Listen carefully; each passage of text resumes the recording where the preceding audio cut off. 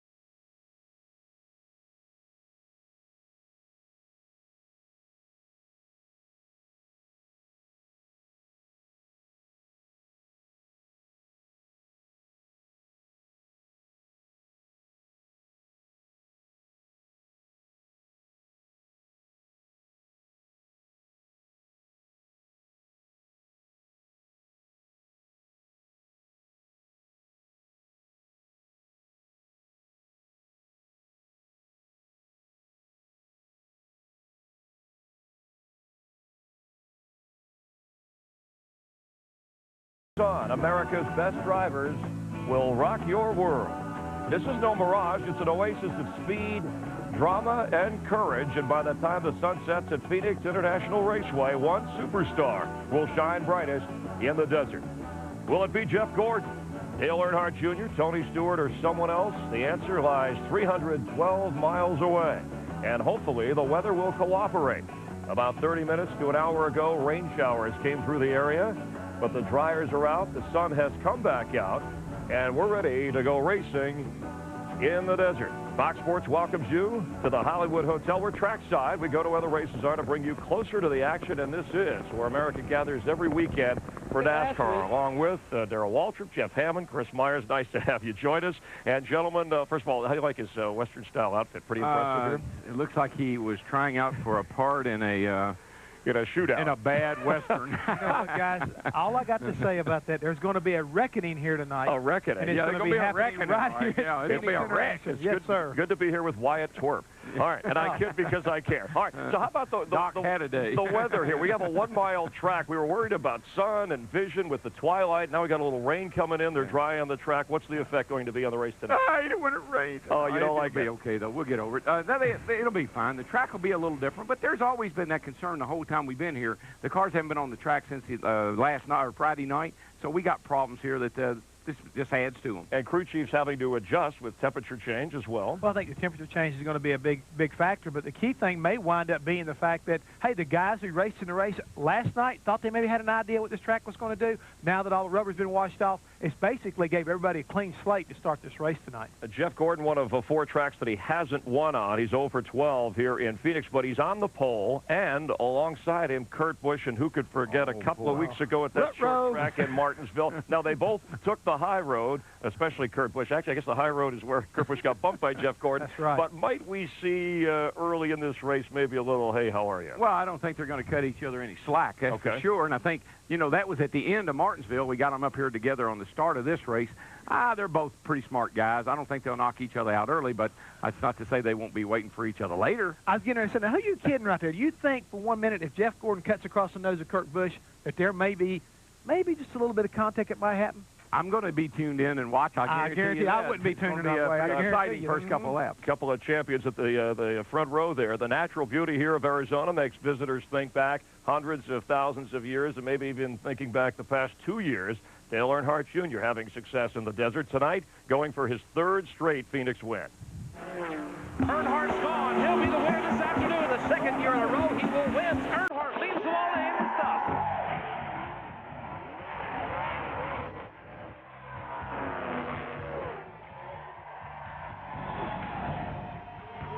Jeannie Zalasko standing by with Dale Earnhardt Jr. Jeannie?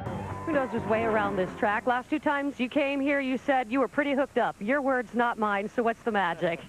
Just, you know, Tony Jr. did a great job over the last couple of years with the car, and that's evident this weekend. Michael's car is driving really good, and we just tried to kind of start with that basic same setup and work on it, and I think we made some gains. We were not real good in practice, and we made some changes, and the car was awesome in qualifying, and just really excited about to see how the car's going to be tonight.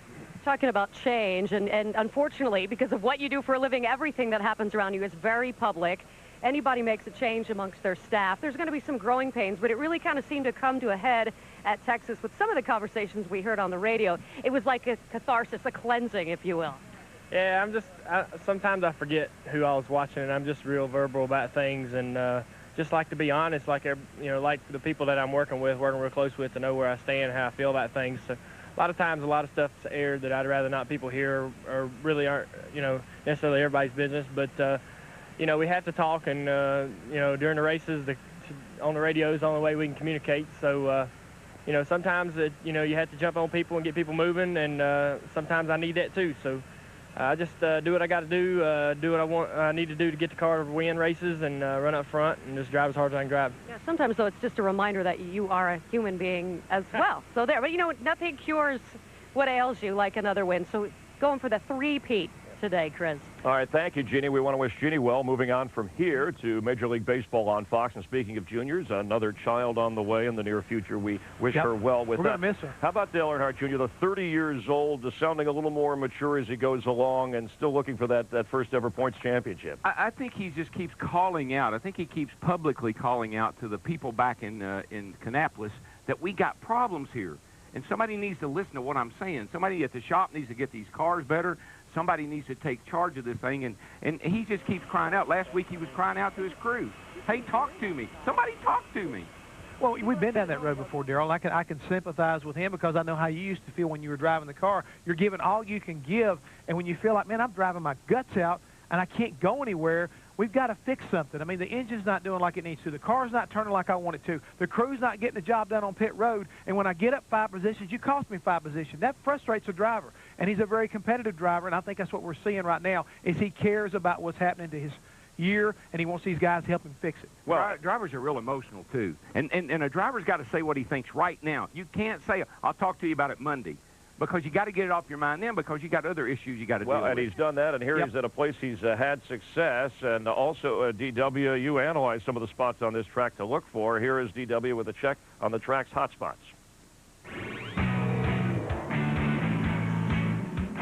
Every week you hear about drivers getting nabbed for speeding on pit exit. Well, there's a reason for that. As a driver, when you're coming down pit road, your visual points are the pit boxes. So once you clear this last pit right here, in a driver's mind, he says, okay, I'm out of the pits, I can accelerate now. The problem is, that's not the last timing section. The last timing section is on down here where this cone is. So you got this great big open area right here with no point of reference, and that's why the drivers get caught speeding on pit exit. All right, Jeff, a look at pit road currently here. After you see the raindrops here, they're clearing them out of the way. And I think what Darrell pointed out was very adequately done, because that is what's happened to so many of these drivers this year. Coming in hot, sometimes the guys will get caught at the end of early in the pit road, but going off has really been the big culprit so far this year. And DW, when they come off a pit road, they've got that flashing yellow and red to let the guys know that pit road is closed, and also when they go open, it's got a green, or let them know when the lights for green to come in. I'm wondering if they need to go to the other end and possibly put some more pylons or flashing lights to let you know, hey, you're coming at the end of this timing section, right where these pylons are. Now you can hammer down and go again. Yeah, I think so. They need a big light down there that so the driver knows he's still in the timing zone, because that's all we've heard for several weeks now is too fast exiting. And I think that's the reason why. There's just no visual there for the driver. Ultimately, driver responsibility, though, to make the call on that. All right, let's check the NASCAR Next Cup points race. Jimmie Johnson, he's been in the lead, widening that lead. Look at Rusty Wallace, though, who was with us at the Hollywood Hotel for the Friday night race here in Phoenix, moving from 7th to 3rd, the highest he's been in the standings this season. And the veteran group up there, Dale Jarrett in the top 10, that's that 40 and over crowd. There's where it starts to get interesting. You remember, you have to be within the top 10 or within 400 points, and some of the people behind that barrier, that's to get into the Nextel chase for the Cup, people like Bobby Labonte, and see Jeff Burton there. I think only 1 or 2 times in the history of the sport has somebody more than 400 points been in the top 10. That's why they chose the 400 number. Most of the time, 400 points, you're out of the top 10. But right now, the big race may not be for number 1, but it may be for the top 10 races trying to get there. So you could be 500 points and be still in 10th place. So there may be a big, huge race as we see Dale Earnhardt Jr. back there. He's trying to climb his way up in. So a lot of competition going on for that top 10 spot. Real quick, Darrell, I think drivers are approaching it differently this year after having gone through 1 year in terms of just hanging in there within that barrier. Oh, I think we've seen week in and week out where, you know, guys know they got to get, first of all, bonus points. Right. I think that's something that they realize they need to pick up on. The other thing is get back out there and get all you can. And the other thing, don't give up. And it's only a 26-race season. Don't think 36, think 26. And I think that's what happened last year to some guys. If you don't do well in 26, there won't be 10 more. Can I point out one thing right quick before we jump out here on points as far as that's concerned?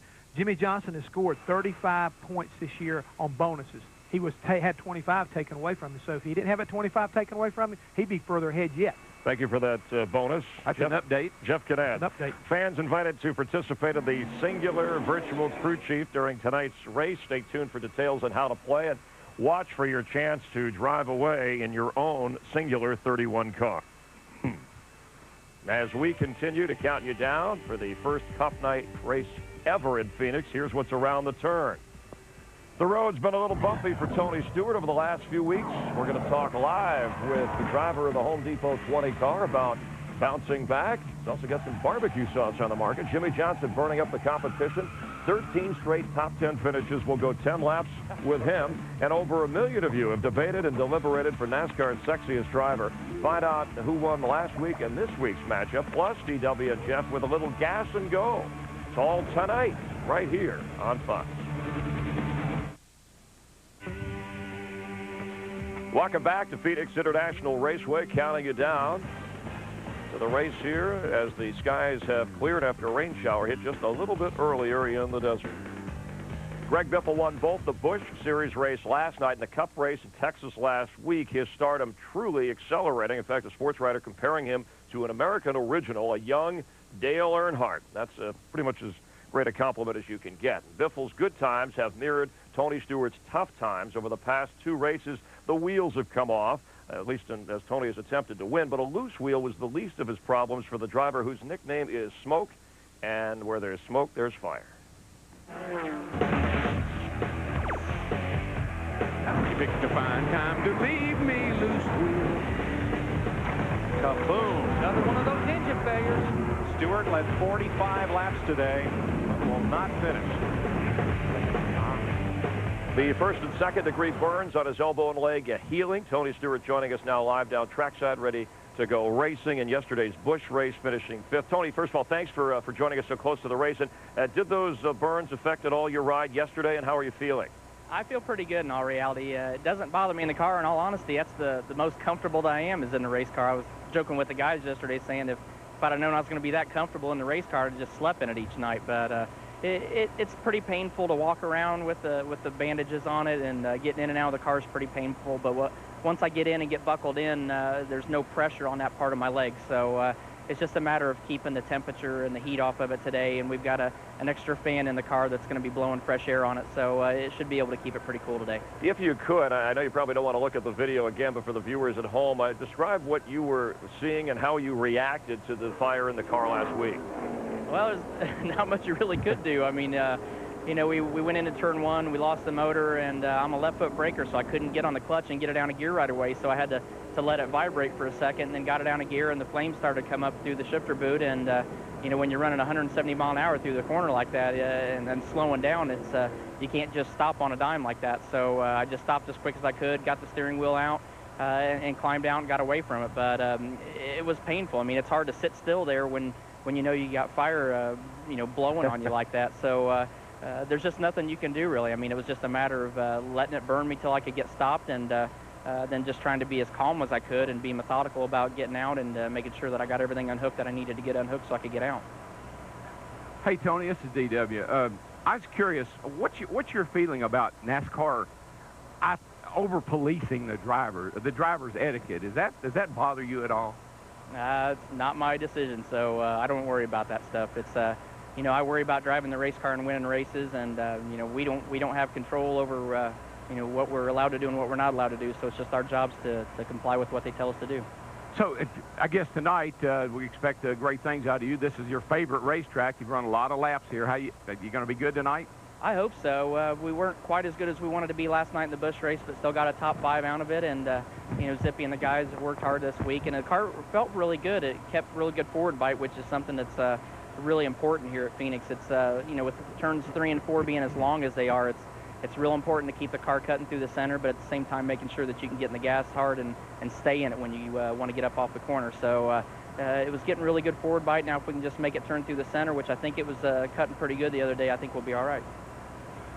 Tony, in 2004, you guys really didn't perform up to par. I mean, everybody was kind of looking and wondering what was kind of going on. This year, you've come out, you've led a lot of laps. Actually, you've led 100 more laps at this point than you did a year ago, even though with all these troubles you've had. Is your team where you would like for it to be right now? You know, I know you had some bad luck, but is the team itself, is it responding the way you'd like for it to? Well, they're responding great. I mean, the guys are working really hard, and I think they've given 110% this year. They've really, you know, whether it's been a test session or being at the racetrack or at the shop, I really feel like everybody's really pulled together, and even in these tough times, it's probably made our team closer. They, you know, they always have responded to adversity, and you know, Joe was in the shop the other day praising everybody about it. So I really feel like that even though our whole race team, even Bobby and Jason, with the bad luck that we've all three had, that the guys at the shop, they really pull together, and for a team that's had the success that we've had and to be in such a low spot, I feel like that I really have been proud of what they've been doing and how much they've worked harder to try to make things better. So I really am pretty proud of our guys. Yeah, before we let you go, you mentioned Joe Gibbs and more worried about drafting a corner and a quarterback for his Redskins. I think you're a Colts fan, if I recall. But what is Joe's involvement? How much has he been since he's gone back to coaching the Redskins? What effect has that had on your race team? Well, obviously we all miss him every day, but you know, at the same time, I mean, he always had a busy speaking schedule and work schedule. So you know, he wasn't always at the shop anyway. But anytime that he can be at the shop, he comes around. But his son JD is doing a great job. I mean, Joe didn't leave us empty-handed.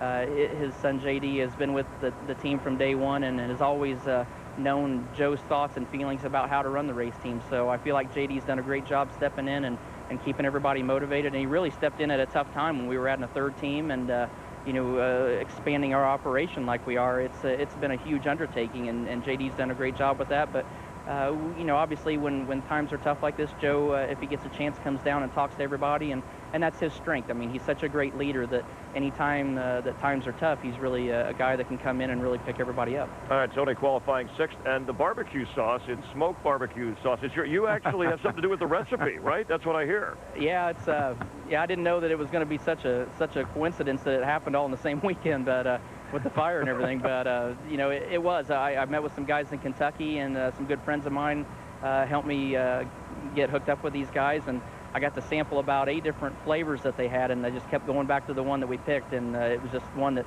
always tasted good. So we've been having a lot of fun with it. We've had some fun with some hats and aprons and all kinds of goofy stuff that we've been doing, but it's a really good barbecue sauce. We've been I sat there, we had dinner with Kevin Harvick last weekend at Texas, and we were using it, and everybody seems to love it so far. Richard Childress wants a case of it right now, so it's pretty neat. It's you can get it at smoke20.com, or it's going to be in a Bass Pro Shop coming up here in the near future, so hopefully everybody's going to like it as much as we do. If not, I'm going to have plenty of cases for myself.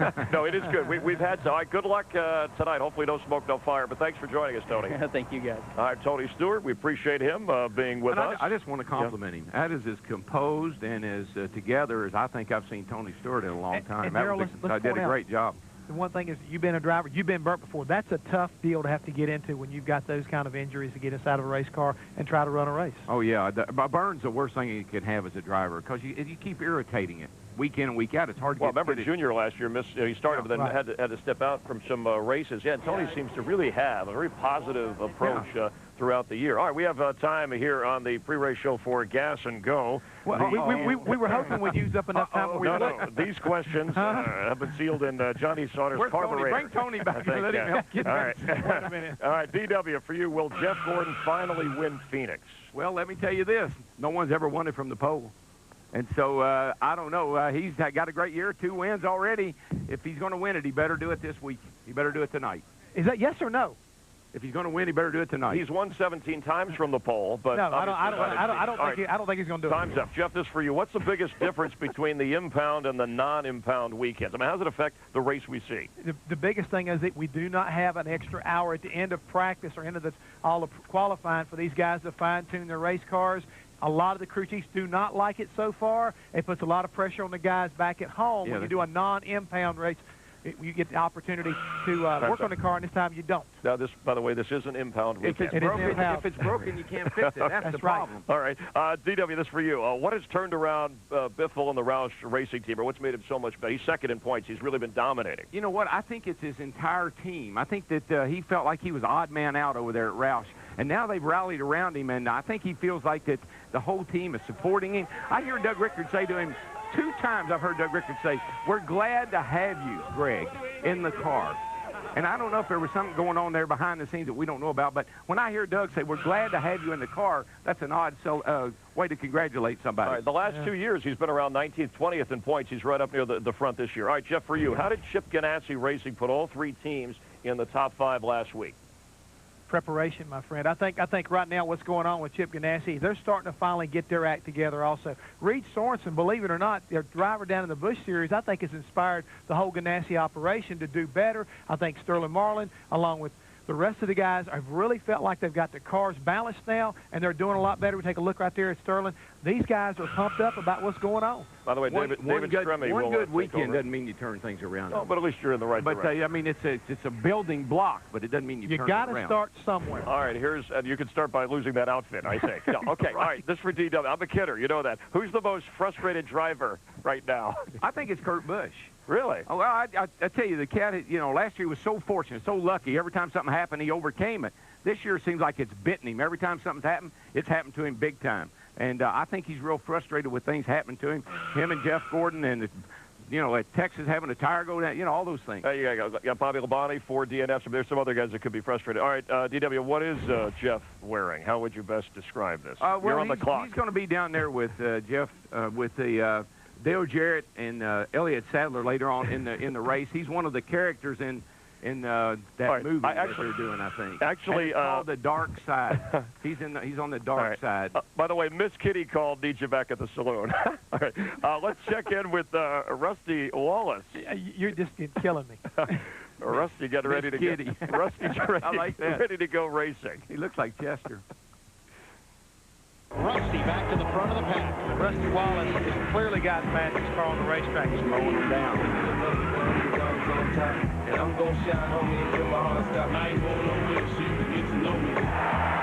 Rusty Wallace, Steve. A lot, Chris Myers. And, before the season started, people said, well, wouldn't it be nice if Rusty Wallace won a race? He's third in points. You've got a win here, 7 top 5s. You've led more laps than anybody, over 800. I got to know, Rusty, do you have a hot rod here tonight? I really think I got a great hot rod here tonight. I really do. I mean, I don't know what this track's going to do. It looks like it's going loose. Doesn't look like it's going to get tight from what I've heard. And we're prepared for either way. We got a lot of adjustment ready to go.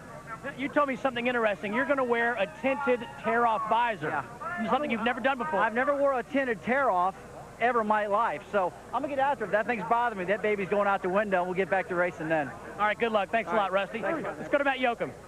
Steve, a lot of drivers talk about how the 48 team is the hottest team on the circuit, but really when you look at Greg Biffle and the 16 bunch, they've won 3 of the last 8 races, and you're trying to pull off the sweep here this weekend, winning last night in the Busch Series, but how different will this track be today? It's going to be a lot different with all the rain that we've just had, and it's pretty high temperature today and then falling into the night.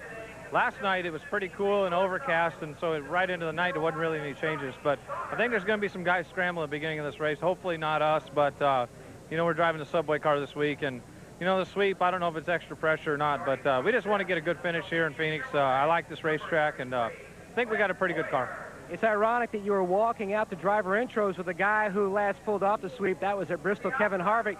But how, when you look at this season, your expectations are always at the top, but have you met them, or do you feel like you guys have overachieved so far? Well, I think that, we had high expectations. I did, but to be second in points right now is probably ahead of where I figured we'd be.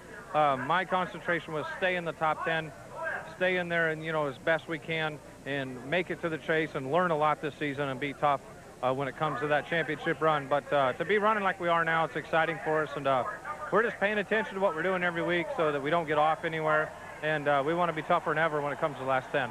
His last 3 NASCAR starts last week in a second and a first. He's already ahead of the game with a win last night in his NASCAR Busch Series car. Chris? All right, thank you, Matt and Greg. And, of course, Carl Edwards did the double, right? And we saw Kevin Harvick, as Matt mentioned. So now Greg Biffle trying to do that, win the Busch and the Cup race. Rusty was talking about the tearaway, and Steve brought out the tint cover. You're going to show us a little bit exactly what he was talking about here? One of the huge concerns coming here for the night race starting late in the afternoon like this was the sun and the glare that the drivers were going to have to deal with. And what they found was it's usually in turn 1, but actually it's off of turn 4. But what everybody's doing is a number of things. First of all, they've got these tear-offs. And you can start the race with these over a clear shield, and as it starts to get darker, you can rip these off, and you've got a clear shield. Now, some of the guys are even talking about starting a race with a pair of sunglasses on. And when the sun goes down, and like Rusty's got, when the sun goes down, then they'll take the glasses off, throw them over in the car.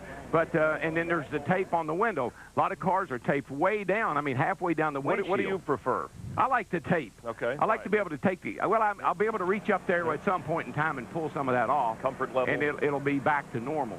So what you got to do is you got to compromise here a little bit with everything, knowing that you want it right at the end. Now, interestingly enough, you say the driver pulled it off. Today, a lot of the guys are talking about the crewman would come over and actually pull the tear off the windshield and reach inside and pull the tape, because the way the drivers are strapped in, they're going to have a hard time doing it. We take a look there. There are the tear-offs on the front of the windshield. The arm tabs right there with the little tie wraps, so the guy can pull in the right order, so they'll pull it off, and they'll pull it off, and guys have a better way of viewing. Now, I heard Rusty mention he thinks the track is going loose, right? Talk about how he would assess that in this time, given when the weather... I think it's been loose. I think when you look at Greg Biffle last night in the Busch race, if you happen to be watching, he was coming off of turn 2 all by himself. This track is the classic push, a lot of wheel in the gas, push, loose. Does that benefit a particular driver or crew? I think it benefits guys who have great communication. When you think about what Jeff Gordon and Robbie Loomis have been able to do, right now Greg Biffle and Doug Richard have been on the same page together. Jimmy Johnson, along with his crew chief, Chad Knaus, the guys that can communicate and understand the amount of degree they have to make adjustments to, they're the ones that are going to be successful tonight. And the model of consistency this year, points leader Jimmy Johnson here in Phoenix, trying for his 14th straight top 10 finish. His only loss this year is when Jimmy couldn't duck out of sitting down with me and 10 laps with.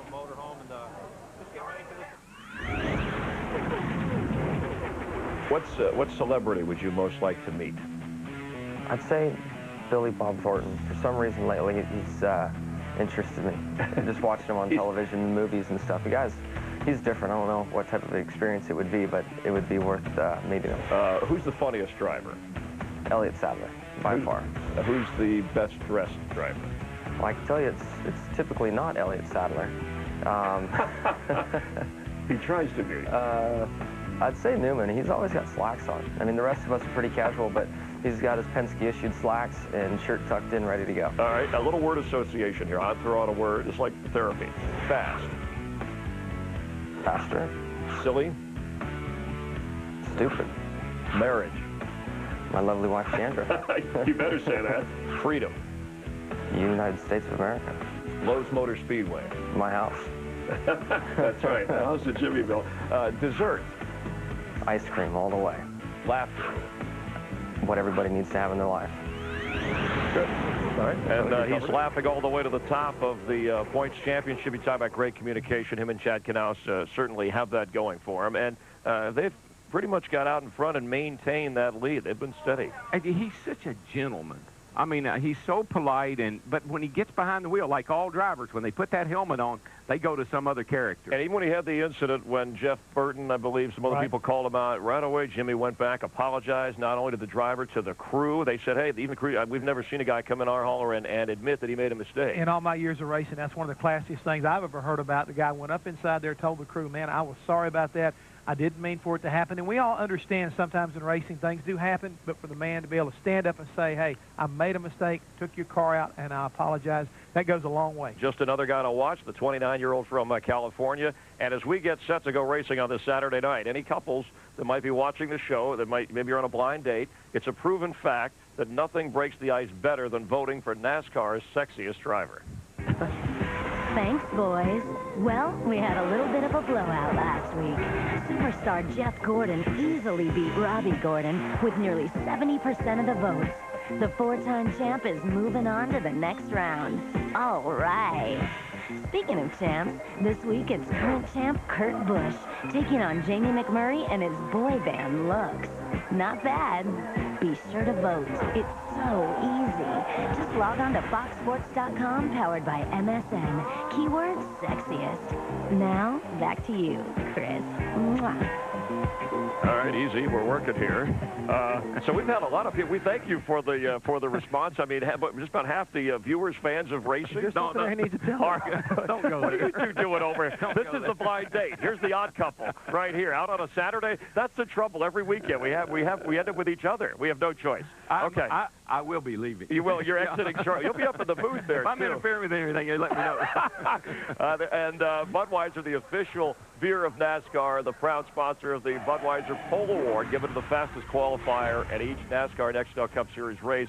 And Budweiser congratulates Jeff Gordon on his 53rd career pole, his first of this season. Each pole winner qualifying for the 2006 Budweiser Shootout. And we talked about his frustration that he hasn't won here. There's just 4 tracks that Jeff Gordon hasn't won on, even though he's on the pole. But, Jeff, if you're his crew chief here, do you kind of work that into his head a little? Just not that he needs firing up. It's like, hey, there's something else we can do that we haven't done, because he's pretty much done everything else. I don't think you have to do anything more than just try to identify your issues, because I know Robbie Loomis has won at this racetrack before, back when he was working with the Petties. He knows what a car needs to get around here. So I'm kind of surprised that these two guys haven't been able to put it together to get to victory lane. And I'm sure that Jeff Gordon, as driven as he is, he wants to win here at Phoenix as bad as any place else, because it is one that's missing from his basic trophy room. Yeah, and when I said he hadn't won, no one's won from the pole here. That's just a statistic. I didn't make, it's not something I just threw out there for Jeff Gordon. This is a tough track to win on. Being in that #1 pit box, that could be huge. And being up front all night, as we saw last night, could be huge as well. Any other, in terms of the pit stalls that you've noticed, Jeff, given the situation on this, really it's a kind of a short, big track, as we talk about a mile here, that you see either advantages or disadvantages going in? Yeah, there's still, like Darrell pointed out, the #1 pit, I think, is the best. You always want to try to pick a place that's got an opening so you can get your car turned out to get back on pit road, to be able to get back up to pit road speed. And making those choices are real important, because sometimes you go through the curve right through that part we're looking at there. It's difficult for your driver to pick up the pit road sign, so you've got to be careful. Greg Biffle has gotten up. You see the folks walking through just to the right of Greg Biffle's pit. He will have a clear shot when they drop the jack to go straight back out on pit road. And that's a good pit box, because that's still in the straightaway. But anybody that's pitting in the turn, what happens is you have almost parallel park. I mean, when you come into your pit box, you end up in there crooked all the time. Can't get out. That's going to be a big factor at the end of the race. Get boxed in. It can be real important. Jeff Gordon, 4-time NASCAR Nextel Cup champ, is standing by with Speedway Illustrated editor and our own Dick Berggren. Dick? Well, actually, he's walking by. He's on his way to his race car right now. All the drivers have now been introduced.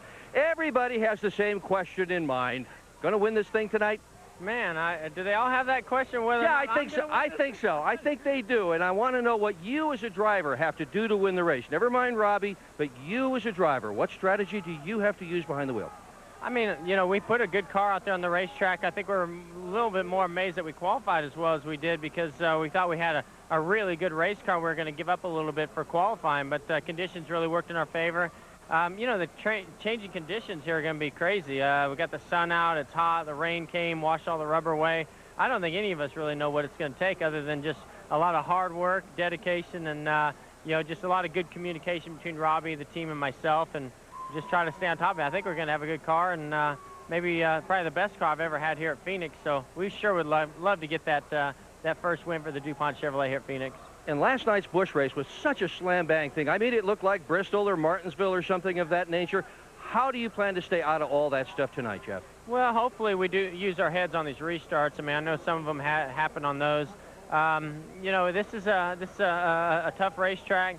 We've got a little bit different tire and spoiler combination, so you can get too wide here. It's just whether or not it really pulls the cars around. So just being smart, using our heads, knowing we got a long race ahead of us, and doing it at the right time. But I don't know, you can't guarantee anything. Sometimes our heads fall off as well. You think, oh, lack of experience from the Busch Series, but we seem to do it at times too. So let's hope we don't do that tonight. Well, he's won here in the Busch Series, he's won here in the Silver Crown Series, and we wish you good luck tonight in the Nextel Cup Series. All right, thank you. All right, he's finished third twice at this track, and the shorter spoiler, we had Rusty talking about it. Greg Biffle says, hey, I don't mind, I enjoy it. Jeff Gordon seems to have handled it well. What do you think, Darrell? Well, I made the point last week that all the testing's done in the wintertime with these cars. That's when you can generate most downforce. That's when the tracks have the most grip. As we go into the summer, and as hot as it is tonight, that smaller blade is just going to make the cars that much looser. Even though this is a small racetrack, they're running 160 mile an hour going into turn 3. So as the summer wears on and the tracks get hotter and slicker, you're going to hear more and more complaining about no rear downforce. The one thing I picked up during that conversation when he was explaining everything, he basically told me, we're not going to panic. We're going to work on our race car. We're going to do what's necessary, keep up with the racetrack, and at the end, we're hopefully going to have the right kind of race car to get to victory lane. So I'm pretty sure right now he's not going in with any kind of expectations. He's going in with basically the gloves pulled up high and the belts tight. Yeah, and something else to watch for tonight, Chris, the restarts are terrible here. And the reason is that when you come off turn 4, the front straightaway is really narrow. There's a lot of room on the outside of turn 4 to get a run on the right-hand side, which you can pass. But when you get on the straightaway, you run out of room. Saw it happen a number of times last night. So keep an eye on the restarts. Watch out for the slide job tonight. That's when you get down under somebody and you just slide up in front of them. That'll be big. All right. A couple of teammates right now. That's probably what Kurt Busch was describing a minute ago to Carl Edwards. We're getting ready to go racing. More than 100,000 fans at this historic track. They started racing back in the 60s, and Hollywood legend Steve McQueen once won a sports car race here. Tonight we'll see which of America's best drivers will pull into victory lane over this mile track. The rain is cleared out, the desert sparkling, and we will go racing here on Fox. There's the Hendrick Motorsports team, Jeff Gordon, Jimmy Johnson, ready to gear it up, and you'll head up to the booth, BW. We'll continue here in just a moment.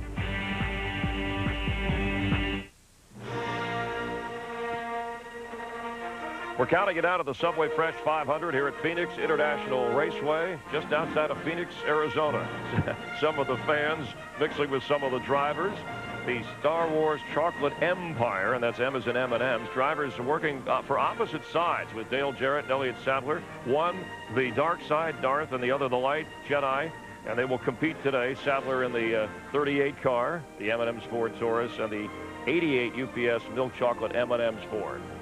Well, all I can say right now, may the force be with you, Chris, because that's where it's all coming from right now. George Lucas is here, oh, yeah, by the way, watching the race. And you actually have one of those Darth Vader. I'm a big Star Wars fan. I have one of the original, like Darth Vader. It's got its own serial number and everything, so I wear it sometimes during Halloween, and the kids hate me for it. I've heard you've been to the dark side many times. Working with you makes a person do that. Let's head up to the bright side. Larry McReynolds, Mike Joy in the broadcast booth. Hello, gentlemen. Thanks, Chris, and hi, everybody. Instead of light and dark chocolate, I think we're sweating from the sun and drenched from the rain. The folks here have been drenched and sun-drenched, a real frog strangler, as they'd say back in New England. But all that aside, Larry, from what we saw last night in the Busch race, and now with the rain today giving us a green racetrack, these crews are going to have to expect the unexpected. How are they going to deal with it? Well, the rain is just another element that they were not expecting until we got here this afternoon. But I think what happened, if you go back to Busch qualifying yesterday, all of those cars that ran fast and started up front, they felt like last night when the track cooled down, their cars were going to be perfect. But they were not. They were far from it. I think that's what contributed to those 14 cautions. The cars were very, very loose. Well, just remember, the Cup cars qualified before the Busch race last night. So what I'm anxious to see is those cars that qualified up the front, that felt good about their cars for the race. I'm not sure they're going to be as good as they think they are. And I think for that reason, as we see every week, especially on the impound races, we're going to see comers and we're going to see goers. Last year to this point in the season, 47 caution flags. This year to this point, 77 caution flags. Last night, a record 14 caution flags. Why? Well, again, I think it's the fact that we've never raced here before under the lights at night. They had no idea what this racetrack was going to be. They went back to other racetracks that we maybe qualify and practice in the daylight and race at night, but they missed it. All of the teams missed it for the most part. And just remember, these teams could not make a lot of adjustments on these Nextel Cup cars because they were impounded before that Busch race. Well, Chris, I think we're done being soaked. Now we're reduced to just sweltering up here. Back to you. I will hang in there. DW's on his way up. We've had everything here in the last 24 hours. Overcast, we had a little rain, there was lightning, sun, heat, blue skies, a little bit of cloud cover here, and getting ready to go racing. Carl Edwards, the 99 car, the 25-year-old from Columbia, Missouri, qualifying 11th for this race, ran on the Busch race last night. He earned a reputation giving out his business card when he was trying to get a chance to drive more often. Well, his cell phone number, he's become such a hot and popular driver, was offered up on eBay, and some people cashed in. In fact, Carl will tell you the story. One of my buddies called me up and said, hey, you know, one of your old business cards is on eBay, and it's got your cell phone number on it. And sure enough, it was just like a couple days later, I started getting phone calls. And the one guy that stands out, the guy who called, this guy Jason, he was hilarious. He just calls me up, and you know, he's like, is this Carl Edwards? And I said, yes. You know, and I knew it was one of these calls. You know, I knew it was someone from eBay. And he's like, man, this isn't Carl. This isn't Carl Edwards. This is an eBay joke. And I said, no, it's really me. You know, he's like, and he just kept drilling me for like 5 or 10 minutes. It was hilarious. It was funny. I stayed on the phone and talked to him. He was a nice guy, but he's like, okay, if you're Carl Edwards, how many points do you have in the Busch Series? It's like, man, it's like, that's a good question. I said, I don't know really how many. If you were Carl Edwards, you'd know that. See, I knew this wasn't Carl. And so then I tried to give him some information. I was trying to think of some way to prove it to him. And he ended up being a pretty cool guy.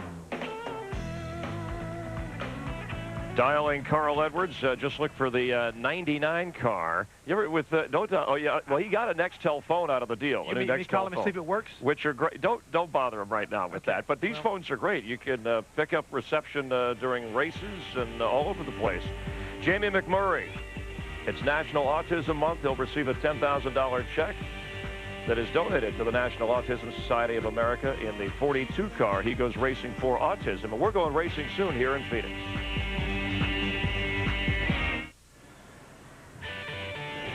Fox Sports welcomes you to America's greatest action and fastest-paced reality show. The Subway Fresh 500 here in Phoenix, about 240 miles south of the Grand Canyon. Tonight, this will turn into a canyon of heroes. And as the sun sets over the stands, drivers may well be, in the words of that Bruce Springsteen and Manfred Mann song, blinded by the light, something to watch for. Jeff Gordon, Dale Earnhardt Jr. among the stars that will be racing here on Fox. Let's go down trackside for opening ceremonies. Ladies and gentlemen, please rise and remove your hats as the U.S. Air Force Honor Guard from Luke Air Force Base in Goodyear, Arizona, presents our nation's colors. And please remain standing for PIR Chaplain Ken Bowers for today's invocation. Ladies and gentlemen, would you join me in a moment of gratitude? Father, you are the giver of life and love and liberty, all of which we are very grateful for. And now we've gathered here at our beloved Phoenix International Raceway for the running of the Subway Fresh 500 Nextel Cup Series. Our prayer is that we'll have a safe race and that we will all enjoy this time of leisure together. Our prayers for those who are representing us and defending us here and abroad. And we also thank you for those who are our representatives who lead us in this great nation. And God bless America. It is in your name we pray, and everyone said, Amen. And to perform our national anthem, Mr. Daniel Rodriguez.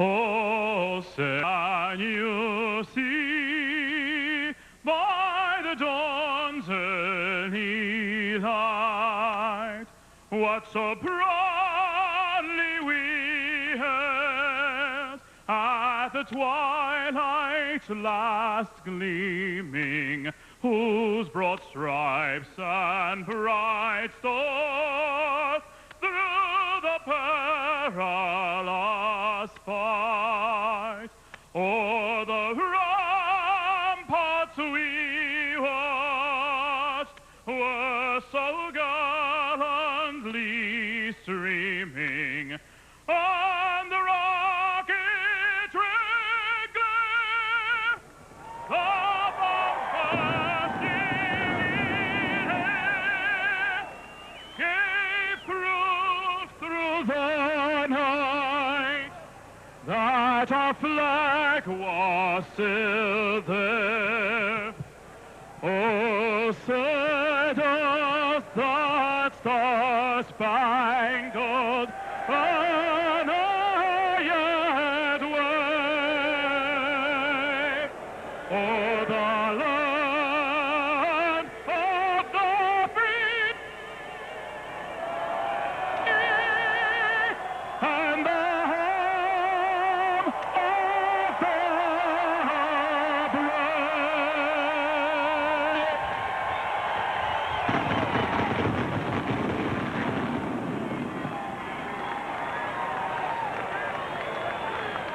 312 laps, 312 miles here in Phoenix. We're getting ready to go racing. Let's rejoin Mike Joy in the broadcast booth. Mike?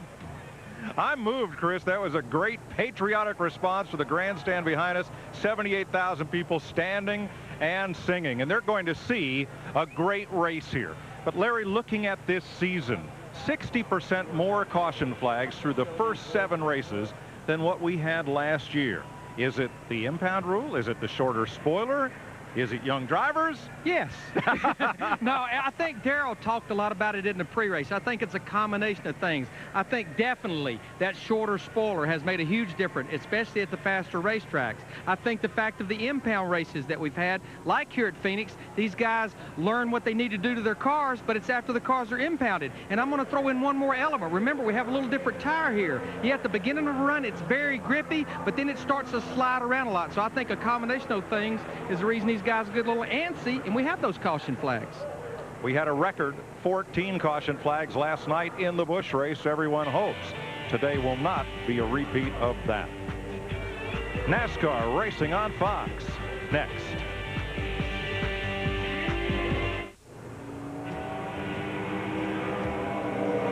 Welcome back to Phoenix International Raceway, where a Grand Am prototype is on the track doing a demonstration lap as part of our pre-race for the Subway Fresh 500. Let's have a look at the starting lineup for today's race, with Jeff Gordon on pole, trying to score his first Phoenix win, and his best friend from Martinsville, Kurt Busch, right alongside. Greg Biffle, last night's winner. Bobby Labonte looking to rebound in row 2. And as you look back through the starting lineup, we'll go down to the starting grid. Dick Berggren. And Jeff Gordon is going to start on the pole for tonight's race. That is his best ever start here at Phoenix, one of 4 racetracks on the Nextel Cup circuit where he has never won a Nextel Cup race. He has won Silver Crown here. He has won in NASCAR's Busch Series here. On the outside of the front row, Kurt Busch. First time ever he has had a qualifying run in one of these deals where they can't work on the car after qualifying. An impound race. Mechanics aren't allowed to touch it. He thinks that's a big, big deal. It's his best ever start here at Phoenix as well. He says, forget Martinsville where the 2 of them tangled. The big story is they're up front. So Steve Burns. Thank you, Dick. Ryan Newman had 3 consecutive poles at this 1-mile Phoenix International Raceway. Coming in here, he finished 2nd last November. I talked to him right before the race, and I said, how's your race car? How do you feel, Ryan? He said, we're going to be pretty good, I think. I know we're going to be fast, and he qualified 7th. Thanks, Steve. There's Ryan Newman ready to go. He and wife Chrissy visited the Animal Rescue League here in Phoenix this weekend. 78,000 fans in the seats, plus the infield, plus the suites, plus that big hillside overlooking turns 3 and 4 that abuts the Gila River Indian Reservation. They packed them in here from throughout the West for the first ever spring Nextel Cup race at Phoenix. Glad to have you with us here this evening on Fox as we go trackside for the Command. And now, for those most famous words in motorsports, Jared Bogle. Gentlemen, start your engine!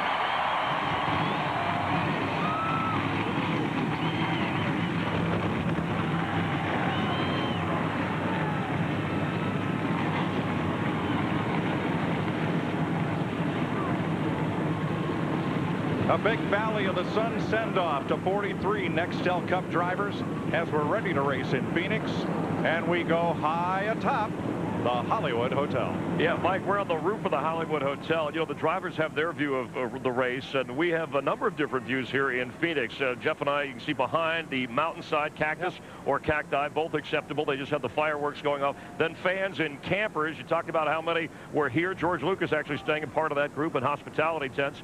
And then if we come over this way, Jeff, and behind us actually the track where we'll see some exciting racing tonight. Exciting racing tonight for sure. As you go down this back straightaway, it's got the little kink in the middle of it called a dog leg. But how about the hillside over there? I mean, the fans are all the way to the top. basically, I think they call it either Rattlesnake Hill or Monument Hill. So, I mean, it's really an interesting sight to see all the fans sitting up there. It has turned out to be a wonderful night for racing, so it will soon, the last hour in darkness with the lights going full blaze should make for an interesting race. Let's check in now from the rooftop of the Hollywood Hotel down trackside with Jeannie Zalasko. Jeannie? Yes, we will bring you the lowdown on the down low trackside, where really this whole area should come with a warning, especially if last night is any indication. All right, I know there was a full moon, but let's be honest here. We witnessed a track record 14 cautions for 67 laps, 2 red flags, almost 11 minutes chewed up, and drivers, spotters, and crew chiefs chewed out. See, pit stops are usually like a finely orchestrated dance. Usually, some cars pitted too soon, some cars pitted and got out their work tires, and in the end, ironic, don't you think, that you really had to spin to win? Buckle up, it's going to be interesting, Matt. When you look back to last season, the one thing that didn't take place in the Nextel Cup inaugural season was a first-time winner. Now, many people feel like that Kasey Kahne was going to be the guy to break through last year. He finished second 5 times, but he didn't. Now, this year, this team is really close to pulling it off. They have finally found the balance in that new Dodge Charger. If you look back to the last 4 races, he has 2 top 5 finishes, scored a top 5 here last fall. Now, the one thing about this very inaugural night under the lights here at Phoenix is the sun. DW's talked about it. Everyone's talked about it. Now, Kasey Kahne added some tape to his windshield on both the left and the passenger side to help with that sun going down into turn 1, because it is trying to peek out of the clouds. But this team, they feel like tonight they're going to break through in a big way. So who will be strong in the late afternoon sun? And who will take flight in the still of the night? And don't forget again, we're racing under the full moon. And what will that mean for the appearance of the yellow flag tonight?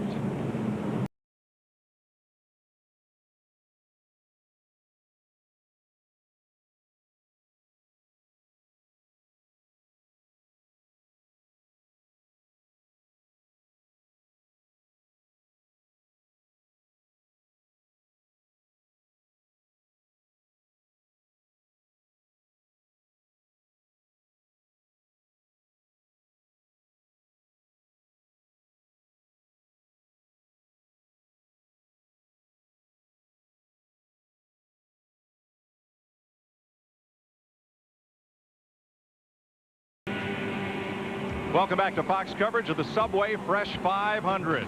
Well, Darrell, the track's been scrubbed clean and green with rain.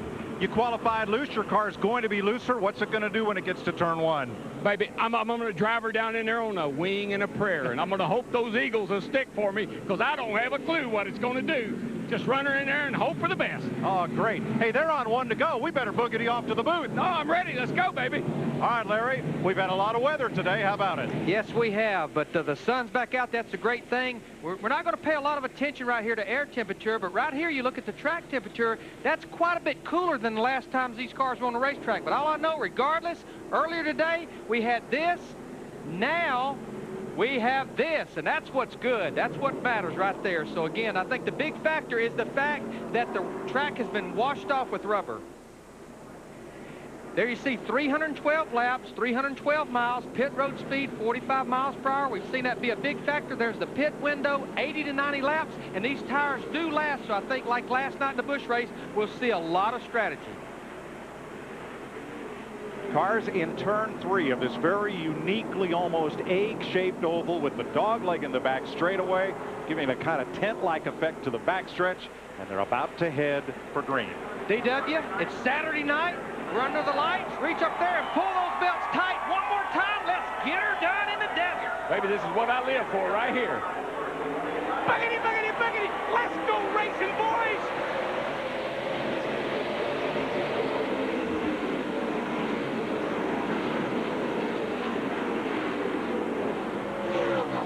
Like Kurt Busch in that 97 car up in the second groove got a good run. They'll drag race off into turn 3. Both these cars would love to get those 5 points for leading this first lap. But Kurt Busch is going to get it. High, wide, and handsome. Here he comes. Gets it to run off at turn 2 on the outside, particularly if that guy on the inside, and Mr. Gordon was pretty kind to Mr. Busch right there. Made it a really clean start. Looks like right now that second groove through 1 and 2 is working pretty good with Tony Stewart. The 20 car just went by his teammate Bobby Labonte in the 18. Larry, I just don't think we had enough rain on the racetrack to really affect it much. Maybe just wash some of the dirt off of it, but the groove should be fine. First 6 cars single file, then Ryan Newman side by side with Jeremy Mayfield and Dale Jr. with Jimmy Johnson there. Matt Kenseth, Casey Kane, part of that battle. Right now, it's kind of hunt and peck. You know, you're not real sure what the track's like. You're not real sure what your car's like. You got to kind of feel things out, particularly if you're back in traffic.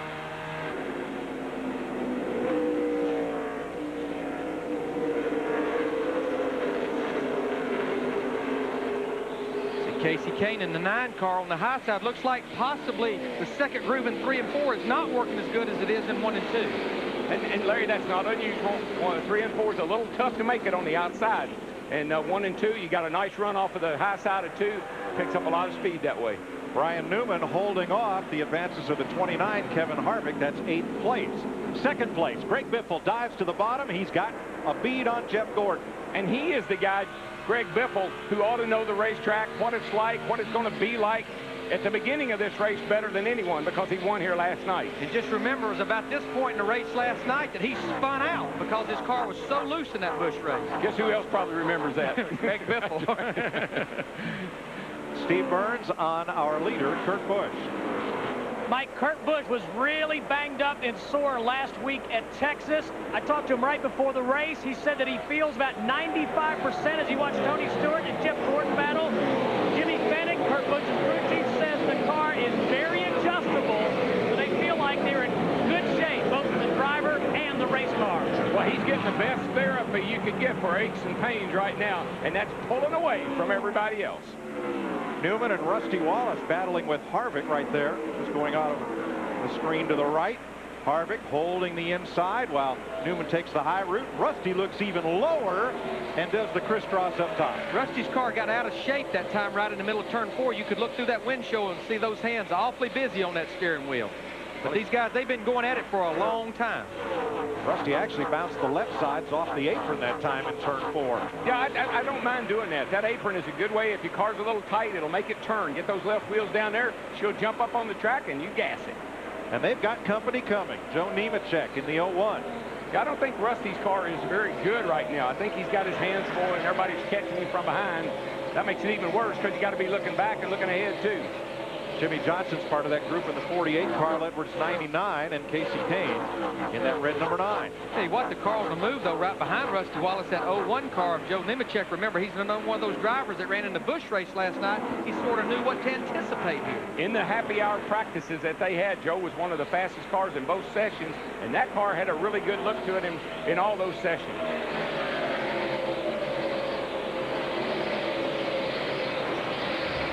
Kurt Busch is out front of this battle by 5 seconds as Nemechek and Johnson close on Rusty Wallace.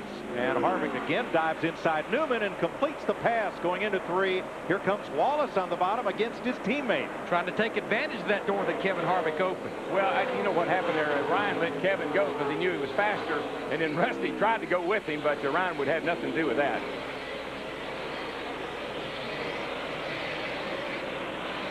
Behind them, the yellow car of Matt Kenseth, and further back, that's Clint Boyer in the 33 from out of the Busch series against Scott Wimmer's 22.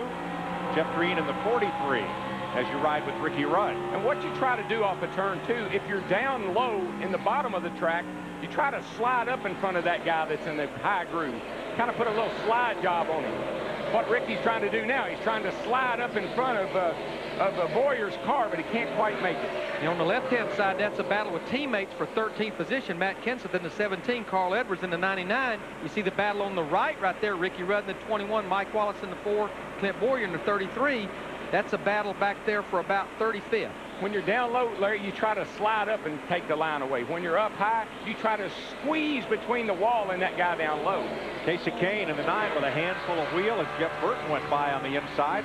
Here are 2 teammates battling. You're riding with Dale Earnhardt Jr., and that's Michael Waltrip outside. This is about the way we watch those teammates as you see them go 3 wide. Somebody had to give and take. Looked like Michael in the 15 was a little give and take there. And look what happened. Oh, trouble. Jason Leffler is around turn 2. Caution is out. Fired up, get going. We got spun there, boys. I think that happened because Michael got squeezed. Michael had to lift out of the gas. Chain reaction. Somebody got in the back of 11. You can see the bumper bent in there right under the Fed. Darrell, I think even though we ran 12 laps, this will be a timely caution for some cars that were not driving very good. Like Sterling Marlin in the 40 car got in the back of Jason Jason so Leffler. did Travis Quapple. He hit the outside wall there. Last night, the first caution at lap 9. Tonight, we got 12 laps in before the first yellow flag. You're watching NASCAR on Fox. The Subway Fresh 500 on Fox is brought to you by Subway. Experience the great taste of a fresh toasted sub today. Subway, eat fresh.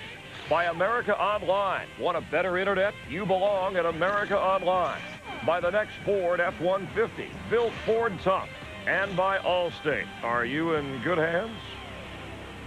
Kurt Busch, your leader early, setting the pace. His 6th Phoenix race, best finish, 4th. Sterling Marlin suffering some damage. He's the guy in the top 10 in points in that last mishap. Not sure directly how he was involved. Yeah, he got in the back of Jason Leffler, and when Leffler spun around, he clipped the front of his car. So you can see right there, they had to try to repair the damage of that 40 car. And he should be able to continue, but it's going to affect the downforce on the front of this car. He tore the brake duct loose.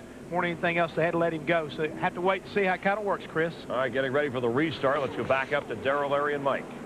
From 17th position on back, 20 of those cars pitted, leaving 7 to move up in the order. And the first 15 cars on the racetrack did not stop. And I think that was cars that needed adjustments. And based on what we saw last night in the Busch race, I think it's cars that's trying to get off sequence because they have a pretty good tire here. So hard to pass. I heard everybody complain about, man, this is hard to pass, and it's pretty obvious because they just run over each other. Green flag at lap 16. And based on last night, we'll have a few more of these restarts and caution flags. Kurt Busch leads Greg Biffle, Tony Stewart, Jeff Gordon, Bobby Labonte, the first 5. Then Brian Vickers, Jeremy Mayfield, and Kevin Harvick has a run on Mayfield. Harvick's got a pretty good car. He's passed a number of cars, moving right on to the front. Another one of those cars that ran the Busch race last night. Kevin Harvick started 10th. He is up to 7th. Steve? Yeah, I just want to follow up on what DW said about the restarts. Rusty Wallace told me before the race that in the drivers' meeting, they said that the leader would actually start the race instead of the green flag. So as soon as the leader accelerates, that's when the green flag is going to fall on the restart to avoid the mess that happened last night. Yeah, the restarts here are difficult because you got a lot of room on the outside down there coming off of turn 4, but it bottlenecks down into a very narrow front straightaway. See teammates here battling for 30th. Casey Mears in the 41, Jamie Murray in the 42. Both of these cars stopped for 4 tires and adjustments on that caution. Need to make note, Jason Leffler's back out on the racetrack after repairs 1 lap down. Yeah, he's still got a tire rub, Larry. He's smoking quite a bit in the turns. You're riding with Ricky Rudd there in the Air Force 21. Coming off a couple of good top 10 runs at Martinsville in Texas. Actually has a win here. Well, that's consistency. Once you start to put together some good runs, not just one every now and then you can say, okay, we're on the right track. And he's had a lot of good runs this year. They just hadn't closed the deal to the last 2 weeks. Carl Edwards running 14th. Pretty much the first 25 are single file right now, and we listened in on Edwards and his team. Hey, Bob, I'd like to work on my throttle pedal. Like in these type of places, the Busch car doesn't open the butterflies as much initially. This one's real hard to be real delicate on. It's like it's either on or off. Yeah, I didn't notice that till this weekend, you know? Mike, what he's talking about is there is what we call progressive linkage, where as the driver puts the pedal down, the front butterflies come open and then the back ones open up slowly. He's got a more like 1-to-1 linkage where when you hit it, all 4 barrels open at once. And Darrell, obviously there's nothing that Bob Osborne and that group could do here, but I know I always kept a little notebook in my pocket. I'd make notes during that race because next time we bring this car, we'll have it right for you. And that wasn't a little notebook. You had the thing strapped to your back. With a big old chain. Yeah, big old chain on it. Kevin Harvick in the 29, the Goodwrench Chevy, may be the fastest car on the racetrack as he ducks underneath Bobby Labonte. who is trying to overcome, Jeannie, a long string of bad luck. Boy, no kidding. The 18 car right now, Bobby says wicked loose in, but he's out in front. He's got to be happy with that. 5 straight finishes of 30th or worse after Texas. He says he's been driving cars that don't feel anything like they used to feel like. A lot of that's the spoiler, but he's really saying, you know, he's qualified poorly, guys, which has put him in heavy packs for the early going of the race, and it's those times when he's found himself the wrong place at the wrong time. He's hoping the tide will turn this week, Matt. Back on lap 13, the 9 of Kasey Kahne pitted. The car was both loose on entry and off and tight in the center. Now they made an air pressure adjustment in the front tires to help the tight in the center of the corner and made a track bar to help it on entry and exit. But the problem he has now, the concern for Kasey, is damage to the right front fender. His spotter and cousin Cole Kahne says there is slight damage, not a big fender rub yet, but they are keeping an eye on it. And to follow up a little bit on what Bobby Labonte's talking about, Mike, when a car is not balanced aerodynamically, the car drives weird. And the driver can't give good input because he doesn't know what's wrong with it. So you don't know whether to change spring shocks or sway bars because you don't have good aero balance. And in fairness to Labonte, he started 4th, and to get that great qualifying run, the car had to be set up loose. And if you're loose when you qualify, you're going to be really loose in the race. And due to the impound rule, they haven't had a chance to touch it and improve it yet. And like Darrell talked about in the pre-race, they're entering these corners at 160 miles per hour plus, and those cars behind Bobby Labonte, they're just aggravating that looseness because they're taking more downforce away from the rear. What I always notice, when the nose is up, when you enter the corner with the nose up because it doesn't have enough front downforce, that drives the driver crazy. He doesn't know what to do to it. Time for the singular virtual crew chief. Will Dale Earnhardt Jr. win his 3rd straight race here at Phoenix? To vote, text the word crew to 191 on your singular phone or go to foxsports.com. You'll also be entered for a chance to drive away in your own singular number 31 car. 27 laps this time by Kurt Busch, Greg Biffle, Tony Stewart, Jeff Gordon, Kevin Harvick has come from 10th to 5th.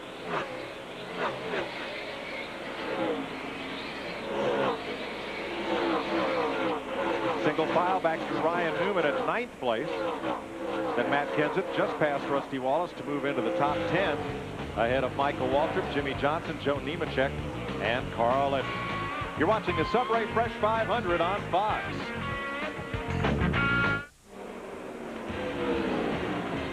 There's a look at your top 5 in this 312-mile, 500-kilometer event at Phoenix International Raceway, where the fastest car on the track has been the 15, the Napa Chevy of Michael Waltrip. He has now climbed up into a battle for 7th place. And he just went 3 wide down in there with the 17, the 18, and him. I mean, you just see right there, he's gained 19 positions. He started back in 28th, but remember, his crew chief, that race team that he's working with, that's the team that won the last 2 races here. I talked to his crew chief, Tony Eury Jr. this morning. He said, Larry, I know we have a different spoiler package, but my setup today is just like what we won here with Dale Jr. back in November. And this is the same tires that we ran here last year. So that has probably the more effect than the spoiler does, that one consistent factor. And until nightfall, it'll be pretty much the same racetrack. Rusty Wallace under Joe Nemechek. This race is for 13. Carl Edwards joins that battle in the 99. There definitely is no one running a groove like Michael in the 15 cars running right now. He's running about 1.25 miles a lap. He's up there all by himself, nobody in his way. It's a good place to be. Especially when you pass people and look back and don't see them anymore.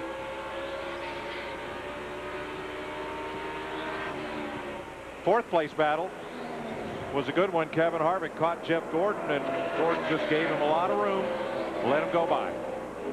Jeff Gordon started on pole but has not led a lap. Old Har's working pretty hard right now. He was jacking on that steering wheel. And remember, he's working with his crew chief for the first time in a month. Todd Berrier is back at work this week here at Phoenix after the suspension, the 4-race suspension after the infraction with the fuel cell during qualifying at Las Vegas. He's back at work this week.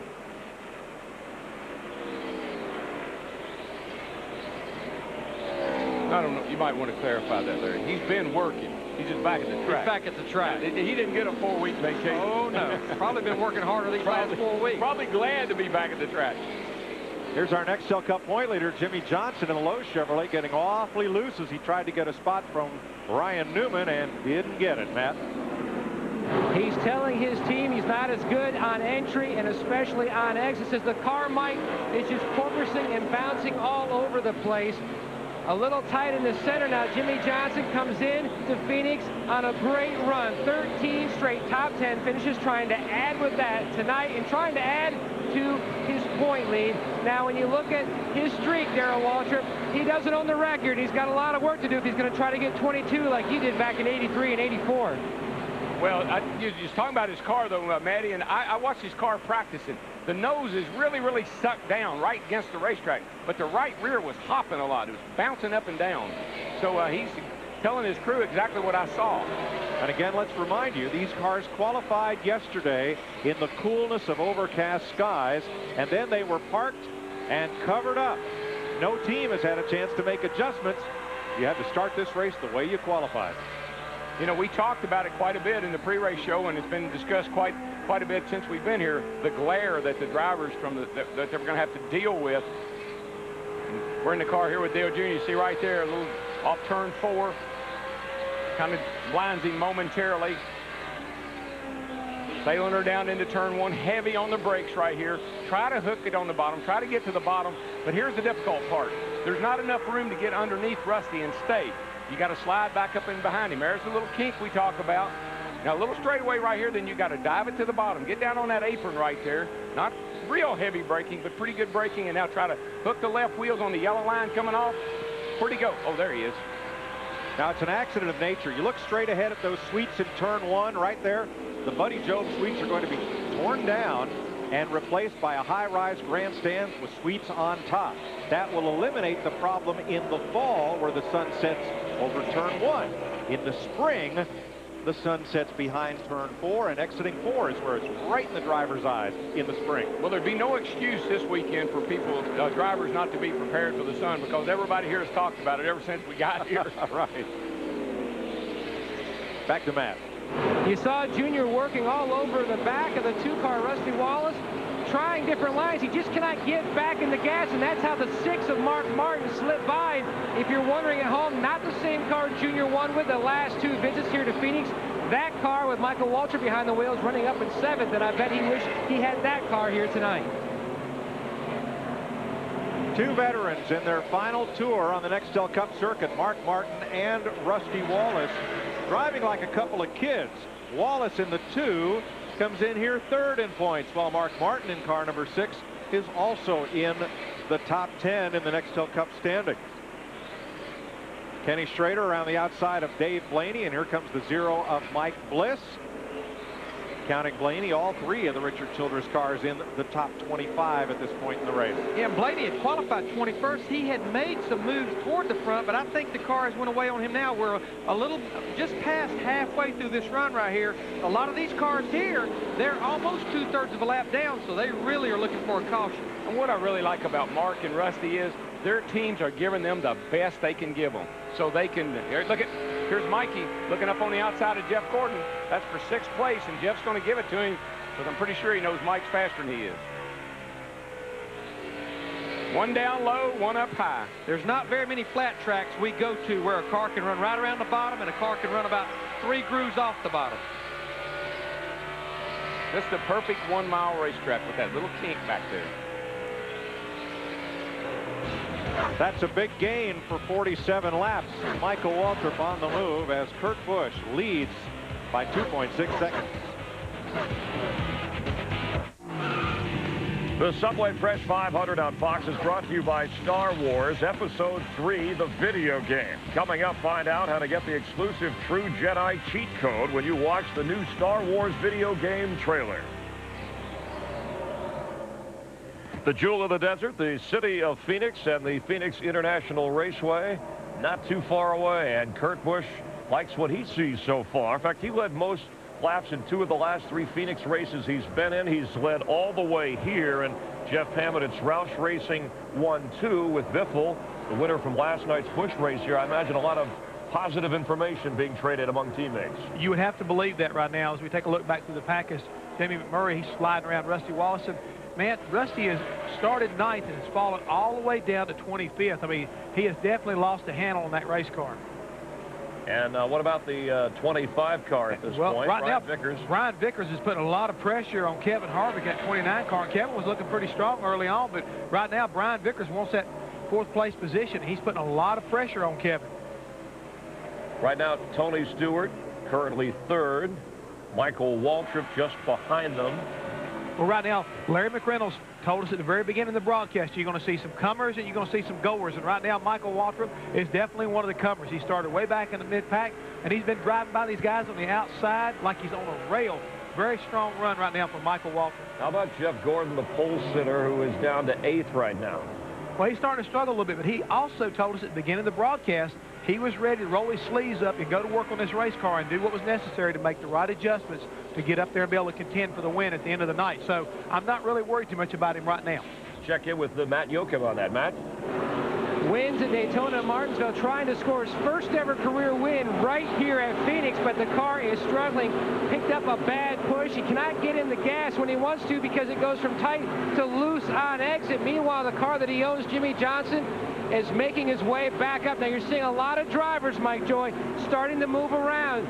Jimmy's team told him, try the high line. That's what the 29 of Harvick and the 15 of Waltrip are doing, and it's been successful for them. And that's been the fast way around, especially for Michael Waltrip, who has made an incredible climb from 28th to 5th in only 57 laps. Now Kevin Harvick just ahead of Waltrip as you ride with Michael Waltrip. Dick Berggren. Well, Harvick has picked up 4 spots since the drop of the green flag. Mike just went up, asked Todd Barrier how the car was. We heard the same story from Todd that we heard very early on from Harvick himself. Harvick is just a little bit too loose, a little bit too free, which they will try to tighten up, try to fix that on the first pit stop. Let's put Harvick in Michael's rearview mirror as Kurt Busch continues to lead by 3.2 seconds. Those cars coming around turn number 2. And here's the number 5 of Kyle Busch battling Jeremy Mayfield. 5 car Kyle Busch, definitely probably of the Hendrick cars, other than Brian Vickers, he seems to have the better of the 4 cars right now. He qualified back in 27th, and of course he finished 2nd here in November in the Busch Series race, but he's up there already up to 13th, and Jeremy Mayfield in the 19th just flat overdrove that corner. He's going to lose a couple of positions. Time for our Singular Virtual Crew Chief results. You can participate in our next poll for a chance to drive away in your own number 31 car. Will Junior win 3 in a row? 1 out of 3 say yes. Okay, 3 out of 8. Let's see, 3 out of 8. That's significant. Yes, it is. The 3 and the 8, you know. I got you, because I was thinking how knowledgeable the fans were. And I believe Jason Leffler got up on the wall again in turn number 2, but keeps going, no damage. Yeah, he was trying to keep, I think he was trying to keep him going a lap down. He just kind of overdrove that bad boy. But I tell you what, this group of cars right here, Jeff Green in the 43, Rusty Wallace in the 2, we see Clint Boyer back there, Casey Kane in the 9. These guys, they better hurry up and go or they need a caution because leader Kurt Busch is not that far behind them. 62 laps complete, about 3/4 of that 22-gallon fuel cell burned off here, so pit stop's not too far from now. And adjustments needed. Yeah, we're about 20 laps away from that first green flag stop, and right now this old race has a green flag look about it. Yeah, I'm going to adjust my rear view mirror if I'm in this pack coming off turn 4 right here, because there's somebody coming in a high rate of speed that's going to get me. Steve? And Mike, just to follow up on what Larry Mack and DW said, Jimmy Fennig and Kurt Busch, you see Kurt there in the 97 trying to get by Sterling Marlin. Talking about their adjustments, Kurt said about lap 25, it quit turning as well. He says, I'm a little bit tight in the center. They discussed possibly adjusting the track bar, but instead they're going to do it with air pressure adjustments. A lot easier to do it with air pressure because you take a less chance of slowing that pit stop down without making adjustments with the wrenches through the back window. And you can overcome, if you make a little bit of a mistake on air pressure, you can overcome that. But if you make it on a track bar or a wedge adjustment, that's hard to overcome till the next stop. 65 laps complete. There on the left of your screen, you see the dog leg in the back straightaway here at Phoenix International Raceway. Kurt Busch has led 229 laps in the 3 most recent Phoenix races, plus all 64 laps tonight as he puts a lap on Travis Kvapil. Big drop in the track bar will help us from the center out and let a little air out of the right front. Yeah, I was thinking a little air out of the right side and a little more out of the left side. Step 4, we were good early on at about lap 25 and just stopped turning. Caution. Yeah, I'm thinking about a half a pound out of the right and a pound out of the left. Caution waves for the second time tonight. And it comes out at lap 66. Sterling Marlin had just been lapped by the leader, so he will likely get the free pass. It depends on where Travis Kvapil was at the exact moment that the caution came out, because remember, that's when the field is frozen. But that was a lucky break for a lot of cars. We'll check that with NASCAR as we watch the 01, the Army Chevrolet of Joe Nemechek. Piece of hot rubber. I think it's a piece of hot rubber, to tell you the truth. And you're correct, the 77 of Travis Kvapil is the free pass car. I think he was not actually in front of Kurt Busch in the 97 at the time the caution came out. All the crew chiefs get to figure it out. After 66 laps, we get our first full field pit stop of the night. But what a break for Rusty Wallace, Dale Jarrett, Scott Riggs, Casey Kane, Bobby Hamilton Jr., Clint Boyer, because those guys were just about to go a lap down. But I guarantee you, pit road will be very busy with probably 33, 34 cars on the lead lap. Dick Berggren. Well, Greg Biffle has had a terrific afternoon so far. Car handling virtually flawlessly. It's just got not quite as good as he'd like to have it. Going through the center of the corner, they just make a very minor adjustment to the chassis to try to fix that. To Steve. Dick, they already made the air pressure adjustments on those tires before Kurt Busch hit pit road. Good stop for the 97. Jeannie. 15 of Michael Waltrip said it's skating in the front, skating in the back, mainly skating. They're going to take care of that with air pressure adjustments, Matt.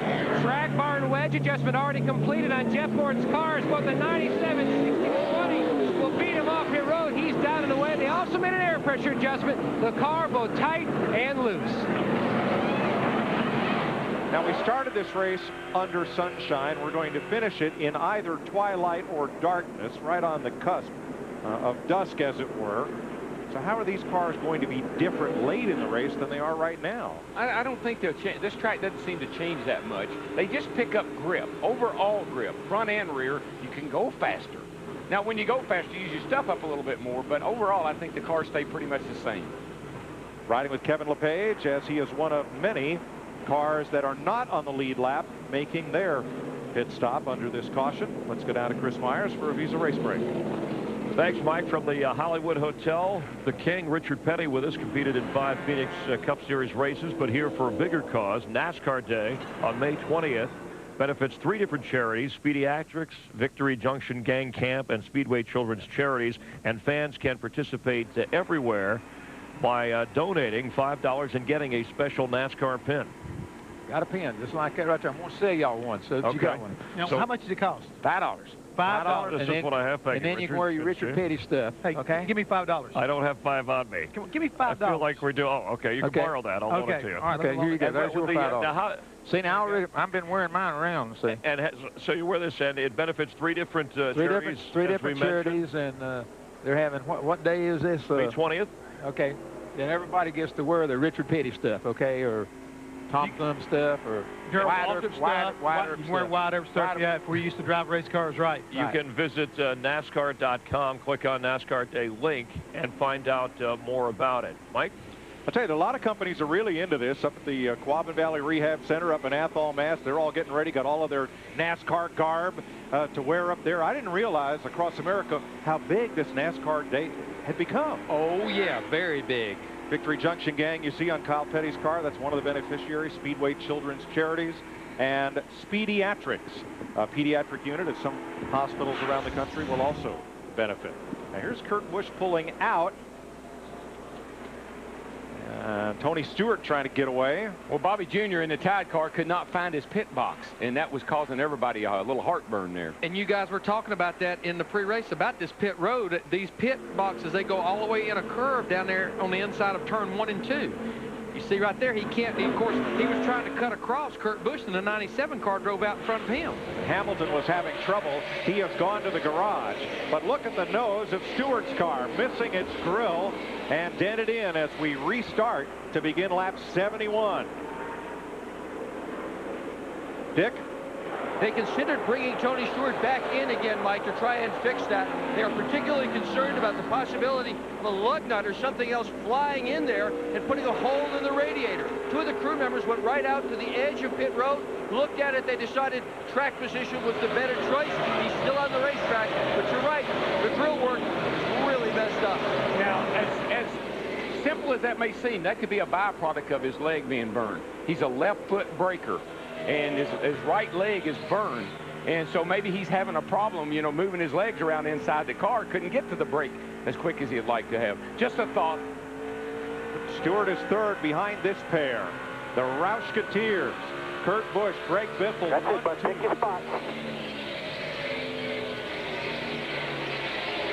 Right now, Michael Waltrip, we're riding with him. He's back in the 7th position, but these cars right here he's racing, they are all a lap down.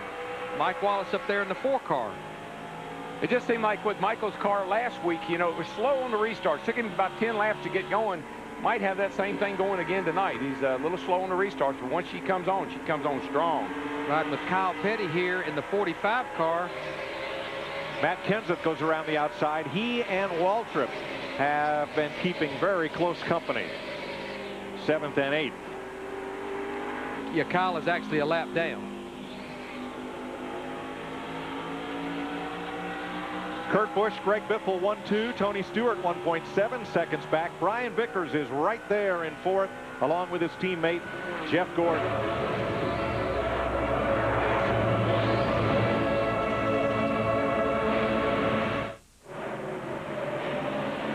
We've gone 78 laps in Phoenix, and check out the Coca-Cola family of racing, and they're smiling. 1-2, and Tony Stewart was running third, just slipped back to 4th. You look at the rest of the field. Good night for Michael Waltrip. And rounding it out, Dale Jarrett and Kyle Petty.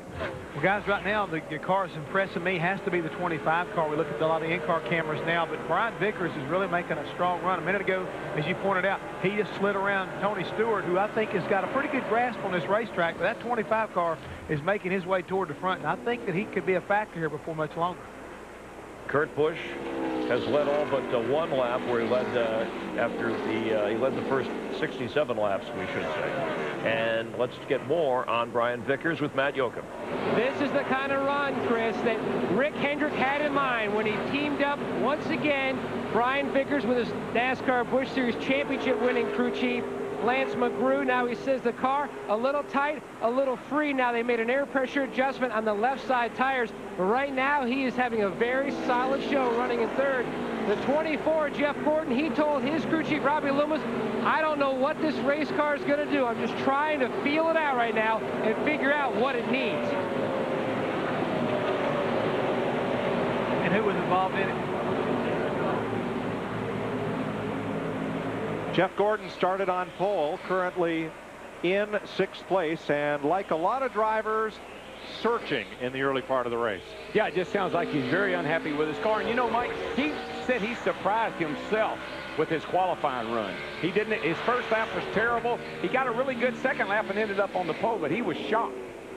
Look at this wad right here. Jeff Green in the 43 car, Rusty Wallace in the 2. See Dale Jarrett in the 88 car. These guys are back there battling for about 27th position. You think this is a wad?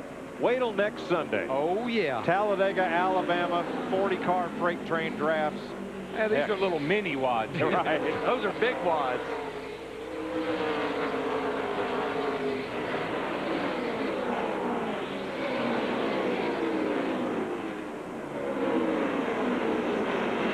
Two cars in the garage at 83 laps, Carl Long and Bobby Hamilton Jr.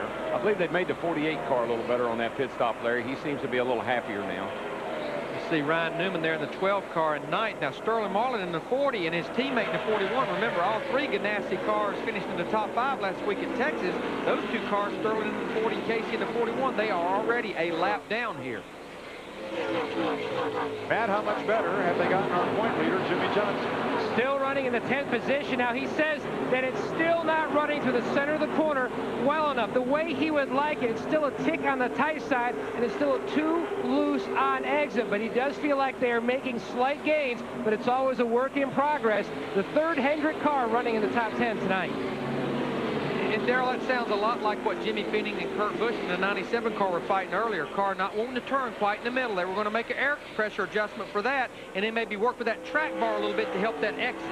You know, it seems like the impound races give them a lot of trouble, Larry. It seems like they have to use the race itself to adjust the car rather than using what practice they have to get it right for the race. But they normally get it right by the time the race is over. Give them enough cautions and they will rebuild it. Kurt Busch up 1.1 seconds on Greg Biffle. There's the gap, first to second. Another 4 seconds back will be Brian Vickers, then Kevin Harvick, Tony Stewart, Jeff Gordon, Michael Waltrip in 7th. And the yellow Ford of Matt Kenseth right there in 8th. Matt assessing his car to his crew chief, Robbie Reiser. I know I complain about them all the time, but I just can't do nothing with these brakes. I'm getting there short. You know, in the past, except I got to slam them out, get into the corner, I just don't have any confidence in them. The pedal's down quite a ways, and it feels like the fronts are faded. It starts to get too much rear in it, you know. 10-4, we'll have to keep working on that. And Matt Kenseth also said that the front end shatters when he gets into the corners, and talking about his brakes. He also said recently that his car has gotten looser since that pit stop. They dropped air pressures. Robbie Reiser suggesting they'll make a track bar adjustment on their next stop. Darrell, that car can't be too bad because Kenseth was the fastest of all drivers on the last lap. One of the things I've had happen to me before is when you take a hot race car, put it in the garage and cover it up, and the brakes are hot, you get condensation in the brake fluid, and it'll cause you to have a soft brake pedal, and that could happen very easily. And Darrell, even though this is a 1-mile racetrack, you use a lot of brake at the end of these straightaways, and you don't have that low gear to slow you down like we do at an actual short track. Larry, interestingly enough, look at the nose of this race car. I don't think they've got a lot of opening going to the brake ducts. He still has another hole open, and I'm wondering right now if they're not cooling the brake enough, because, again, we keep talking about when you drive off in these corners, you use a lot more brake than what you really imagine, and that third hole could be huge as far as the amount of cooling that gets to these brakes. They may be running a lot harder than a lot of guys anticipated. Yeah, well, Jeff, the big problem he's got is that's not tape on that third duct. That looks like he's got that thing taped or blocked off with aluminum. Got it blocked off with aluminum. You take a look at Tony Stewart's car. They still got tape on theirs, and I think they could do something with their brakes if they had to. But his grill right now is what's knocked in and giving him a trouble. Dick Berger. It sure is, Jeff Hammond, and the trouble it's giving Tony Stewart is the engine temperatures are rising. 245 degrees right now and climbing. It can't get much hotter than that before he will have engine trouble in car number 20. Well, behind that opening is an aluminum box that directs the air to the radiator. And I question, A, did maybe that box get damaged and it's letting air escape out the sides? Plus, also, it looks like the screen wire is in there blocking up the radiator, and also a lot of tire rubber and everything else is going to get in there. That's probably why it's starting to run hot. Yeah, you can see down in there the ductwork. I think is exactly what's wrong with it, Larry. He's damaged the ductwork and probably got it shoved up in front of the radiator, and it's just not getting enough air. It'd be just like at your home. If your central air system or heat system, the ductwork became unsealed, you wouldn't get the full efficiency of heating and cooling. Carl Edwards working under Mike Wallace, the 4. And how about the 09 of Johnny Sauter, who started deep in the field, 26th. Sauter is up there racing for 15th. Nice gain of 11 spots thus far. Another one of those drivers that was in the Busch Series race last night and had a good run going till we had the mishap here on the restart on the front straightaway late in the race. Kurt Busch and Greg Biffle in Fords, 5 seconds out in front of the first Chevy in the field. Third place, Brian Vickers, the Subway Fresh 500 on Fox. Greg Biffle has a tradition of winning here at Phoenix, and he talks about this uniquely shaped mile oval. Phoenix, 3 and 4, you're always loose down there anyway and lacking grip, because you're so tight at 1 and 2. So you got the worst of both worlds. You try and get the car drivable in 3 and 4, but you try and get it turned down at 1 and 2. So you already have a loose race car to start with. So we didn't test out there, but this spoiler package is definitely going to make a challenge in Phoenix. Biffle has a Craftsman Truck Series win and 2 Busch Series wins here. You know what? When I talk to Biffle, when I watch him do interviews, and when I watch him drive, he could have fit in the era that I was in. With Earnhardt, with Baker, with Neil Bonnet, with that whole crowd. He's got that kind of attitude about him. Roush Racing with 3 cars in the top 10 and all 5 in the top 15. Here as we pass the 100-mile mark. And the other team that has dominated Nextel Cup racing this season, Hendrick Motorsports, their 4 Chevrolets, all in the top 15. Pretty strong package for both groups.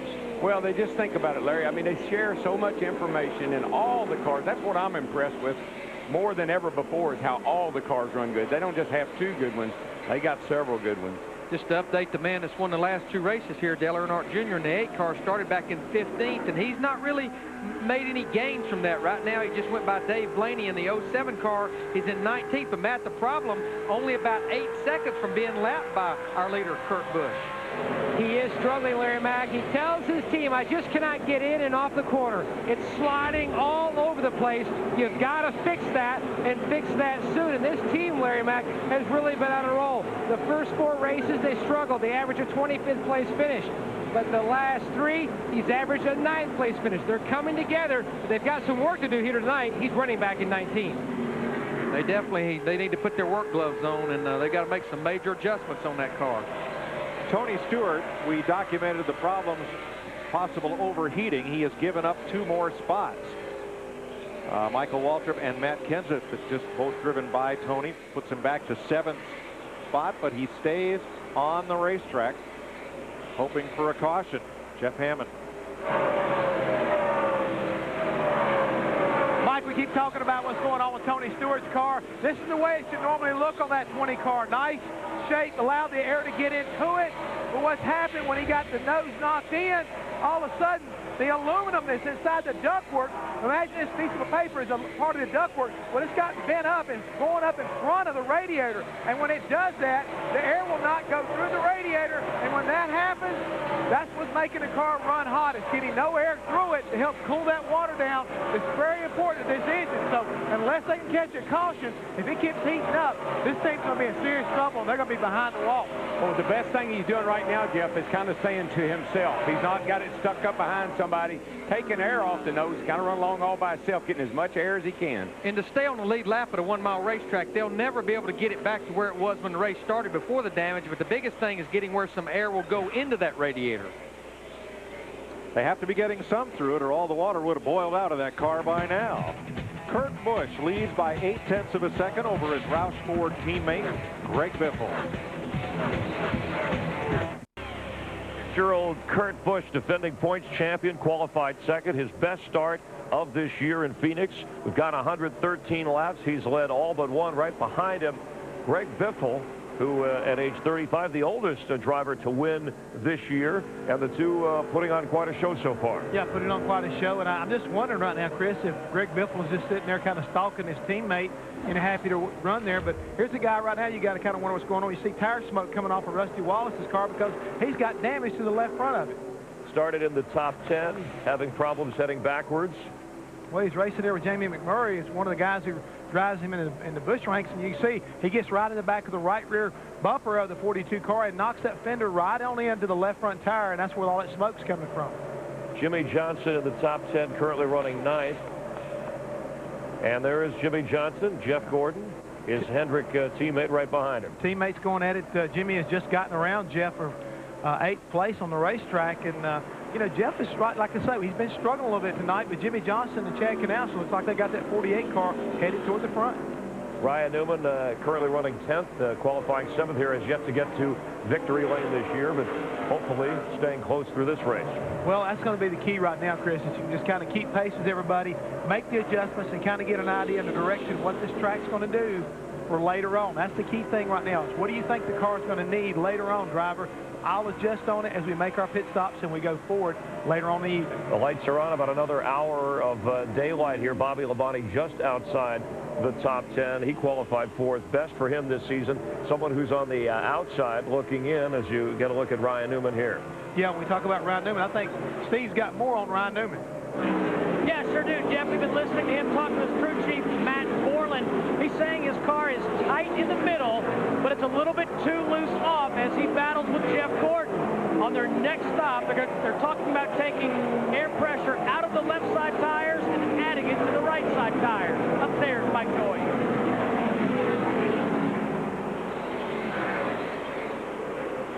Side by side, Newman and Gordon, the pole sitter, 9th and 10th. Newman was a threat for the pole, got it sideways on his second qualifying lap, and Gordon hung on to the top spot, but here they are pretty evenly matched. And you know, we left Texas last week. It pretty much was a Dodge day. We had Dodges all throughout the top 5 and top 10. And right now, you look at the 2 Ray Evernham Dodges, Jeremy Mayfield in the 19, Casey Kane in the 9. Not only are they battling for 29th, they're battling for survival to stay on the lead lap. Because right now, we only have 1 Dodge in the top 10, and we only have 3 in the 20. Jeannie, the Dodgers are not what they were at Texas last week. Yeah, what's very interesting is they really thought the problem was going to be too much wedge. I was talking about the 19 of Jeremy Mayfield. And they thought they had the car set up still for qualifying, and because of the impound, they were really optimistic they would come in at this pit stop, adjust the car, a wedge adjustment, track bar, tire pressure adjustment, and they thought they could dial it in. But the car just keeps getting tighter and tighter and tighter as Mayfield drives around the track. Some new names on our list of Dodge Chargers. Top 3 Dodges in the race. Ryan Newman, you might expect, but good run for Johnny Sauter. And Kenny Schrader, the all-time winner at this racetrack in all types of cars, though he's never won here in Nextel Cup. He's a top 20 car right now at 120 miles. Michael Waltrip, Brian Vickers, 3rd place. Michael's car does just what it did last week, Mike and Larry. It's a little slow on the restarts. He falls back a little bit, but once every tire pressure comes up, that baby takes off. And I was watching him after the restart on fresh tires, Dale. He ran around the bottom for maybe about 10 or 15 laps. As once that car started sliding, he moved up to the top of the racetrack. That's a defensive move because everybody on fresh tires will run the bottom.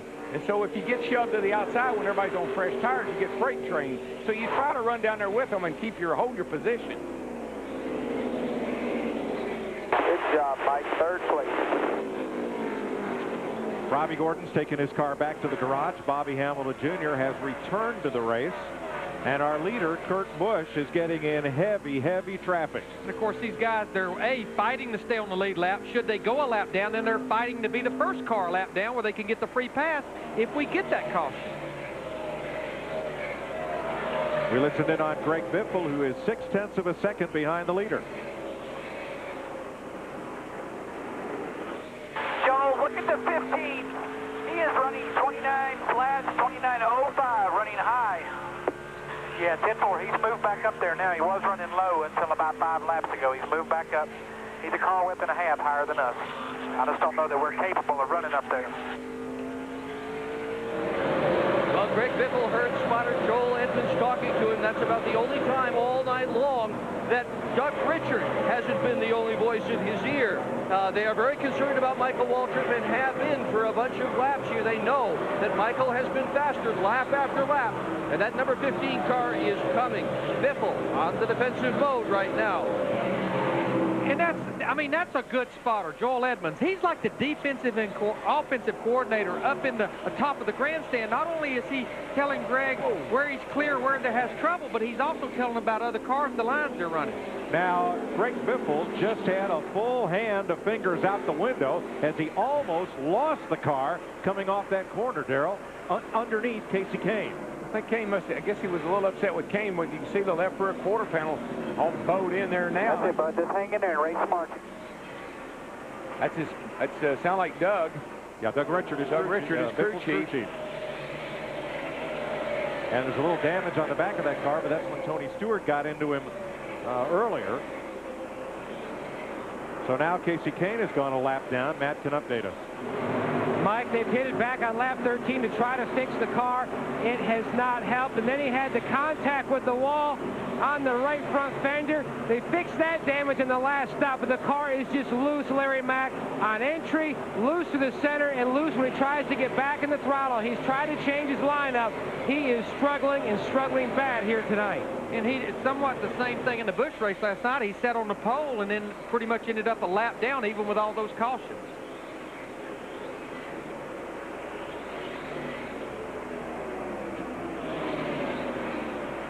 Kurt Busch putting a lap on the number 4 of Mike Wallace as he laps this track in just under 30 seconds. He's out in front of Greg Biffle by 9/10 of a second on a balmy Saturday night.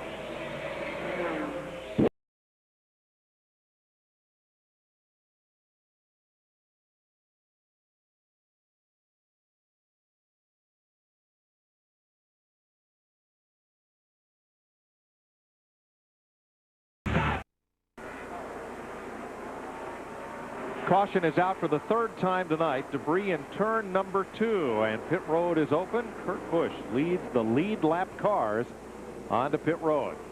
Dick Bergman. And Greg Biffle, who has been running in second position for virtually the entire night, told his crew that the car is a little tight, a little loose, just like always here at Phoenix International. Steve. Well, Dick, Kurt Busch says his car is just a little tight, a little snug in the front. The back end coming around just a little bit. They've already taken a quarter pound out of the right front to make a small wedge adjustment. Jeannie. With Michael Waltrip, where he said the car is actually good at the start, gets tight at the end. They talked about various adjustments, but going with air pressure adjustments. Baker says he needs help as they're already down off the jack. He's not going to beat the 16 off pit road of Biffle, but he needs help off the corner. Says the track has started to get slick. They made a track bar adjustment for Vickers. He entered 3rd and exited 3rd. So it's the 3rd caution of the evening, a far cry from last night when we had a rash of yellow flags in the NASCAR Busch Series race. The Subway Fresh 500 on Fox is brought to you by Mountain Dew, proud sponsor of the 2004 Rookie of the Year, Casey Kane. By the new Singular, raising the bar. By new Q from Quaker State, the heat-activated oil that helps maximize the power of your engine. And by State Farm, great service, great rates. That's why 40 million drivers trust State Farm. Tony Stewart currently running 7th and now 8th as he cycles through. Let's check in on the 20 car with Dick Bergman. Dick? Well, Stewart had a very long pit stop. A bunch of the crew members went to work on that grill area. Stewart is going to come back in. They're going to work on it some more. Even though the temperatures have pretty much stabilized, they're ready, however, to pump some water into this car. Apparently, some of it has escaped. Tony ran in the Busch race last night, told us, Jeff, in the pre-race show coming off the burns from last week that he was okay. In fact, felt most comfortable in the car. How comfortable is that car running? Well, right now it's running hot, and that's what this crew's trying to work on. I noticed they pulled some tape off the right side on the lower grill to get a little more air to the bottom of that radiator. You see right now the crew is looking inside, trying to make sure how much damage is done. Basically, they've waved him on out, so undoubtedly it doesn't look that bad, and they're trying to stay on that lead lap. You got to be careful when you're trying to make repairs that you don't get caught on pit road and lose a lap. We'll continue from Phoenix International Raceway under our 3rd caution. Kurt Busch has dominated so far, but there's a long way to go here on Fox.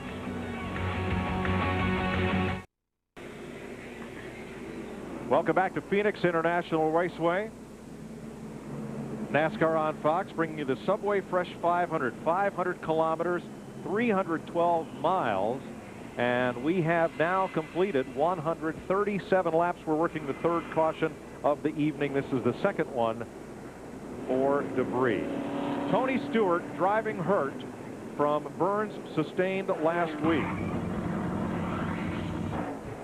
The crankshaft broke, and a lot of flames underneath that Home Depot Chevrolet, and Stewart got 2nd-degree burns on his right thigh, 1st-degree burns on his right arm as he bails out. That leads us to this week's State Farm Safety Report and Jeff Hammond.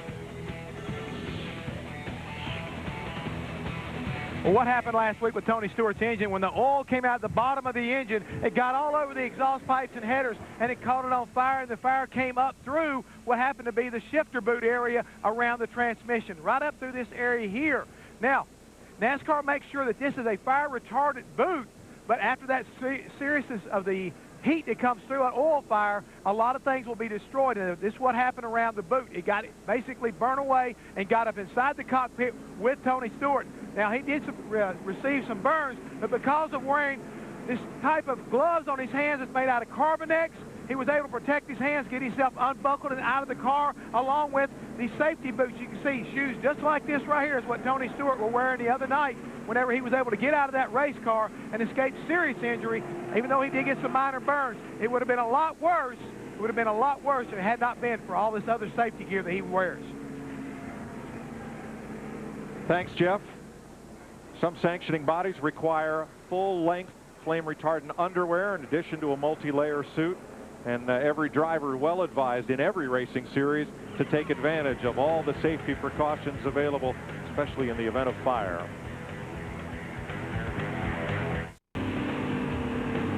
The Subway Fresh 500 on Fox is brought to you by Budweiser, the official beer of NASCAR and proud sponsors of Dale Earnhardt Jr. and the number 8 car. The most laps Kurt Busch has ever led in an Nextel Cup race, 155 laps last year at New Hampshire, another flat 1-mile track. He is the defending Nextel Cup champion and one of this sport's newest stars. Let's have a closer look at the racing career of Kurt Busch. I finished 5th my first race, and then I wrecked probably the next 3 races straight, and that's when my dad began to scratch his head. My mom was wanting to pull the cord and say no more, and she never let me race go-karts. She didn't let me race anything as a kid because she thought I might get hurt. I didn't win on dirt until July my first year. Took a little bit, but that's what it is. I'm 15 years old, and I wanted to go and jump in and do what my dad was doing, which was to win every race. The 2004 NASCAR Nextel Cup Series champion. It just seems like every day.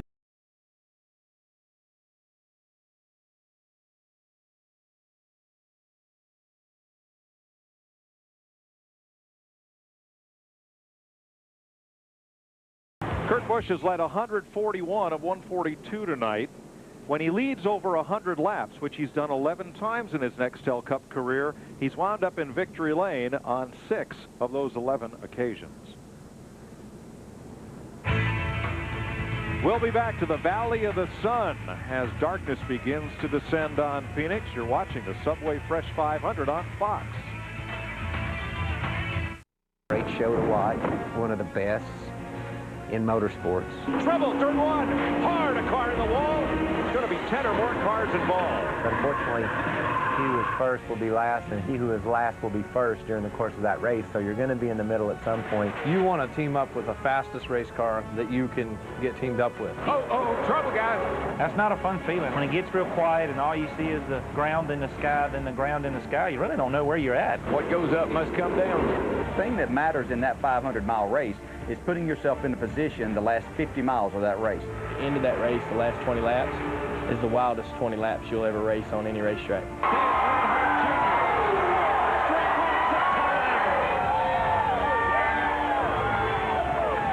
Drivers call it one of the most exhilarating experiences ever racing at Talladega. Jeff Gordon won it when we were there in the spring race.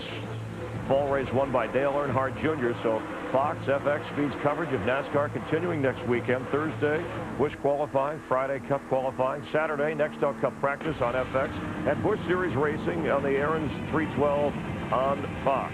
And then Sunday, it's the Aaron's 499 on Fox, NASCAR Victory Lane, wrapping things up.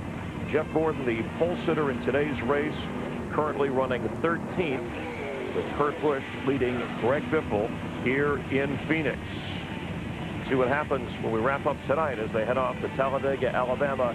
Next weekend, you'll see it across the Fox family of networks. Kurt Busch has led all but one lap of this 312-lap race. Greg Biffle, his teammate, run along for the ride. Brian Vickers currently running third, and this is a Visa race break with Jeff Hammond, Chris Myers from the Hollywood Hotel trackside here at Phoenix International Raceway. One of the early cautions that came out, this was the first caution actually. Jason Leffler gets bumped by Sterling Marlin. Marlin suffering some damage. Visibility starting in the daylight and sunsetting here any moment. This is the way drivers had to steer through things early on. Tony Stewart having some problems coming out of the pits. Yeah, coming down pit road there, Chris, he was 16 car. Greg Biffle was trying to avoid Bobby Hamilton Jr., and Tony Stewart got in the back of him, did a lot of damage to the grill in that car, but they got it fixed now. And Greg Biffle here, as Casey King gets it his way, goes a lap down. You see the hand signal from Greg. He's not saying hi. No, he's a little bit frustrated right there, and he's definitely saying, don't follow me to Subway. Moments ago, we had a power outage in the scoring tower, so we went under caution. Power has been restored. We're ready to get racing again. Let's rejoin Darrell, Larry, and Mike. It'll be a full double file restart after a 7-minute red flag to restore power to the control tower and especially to the caution lights. Cars a lap down, line up on the inside. The lead lap cars are on the outside. Steve? Mike, Jimmy Fennick told Kurt Busch just a second ago, he said, be careful on the restart. Greg Biffle wasn't happy with you on the last one. He said, mind your P's and Q's. Getting set for the green flag, 144 laps complete. We're closing in on halfway as Kurt Busch, Greg Biffle, Brian Vickers, and Kevin Harvick bring them down to the green. Now, they made numerous pit stops during that caution on Tony Stewart, the 20 car, so he's at the back of the field in 26. We have 26 cars on the lead lap. Biffle's going to get the lead on the outsider off of 2 if Kurt will give him room. Biffle's got the run down the back. He can do that real easily on a restart.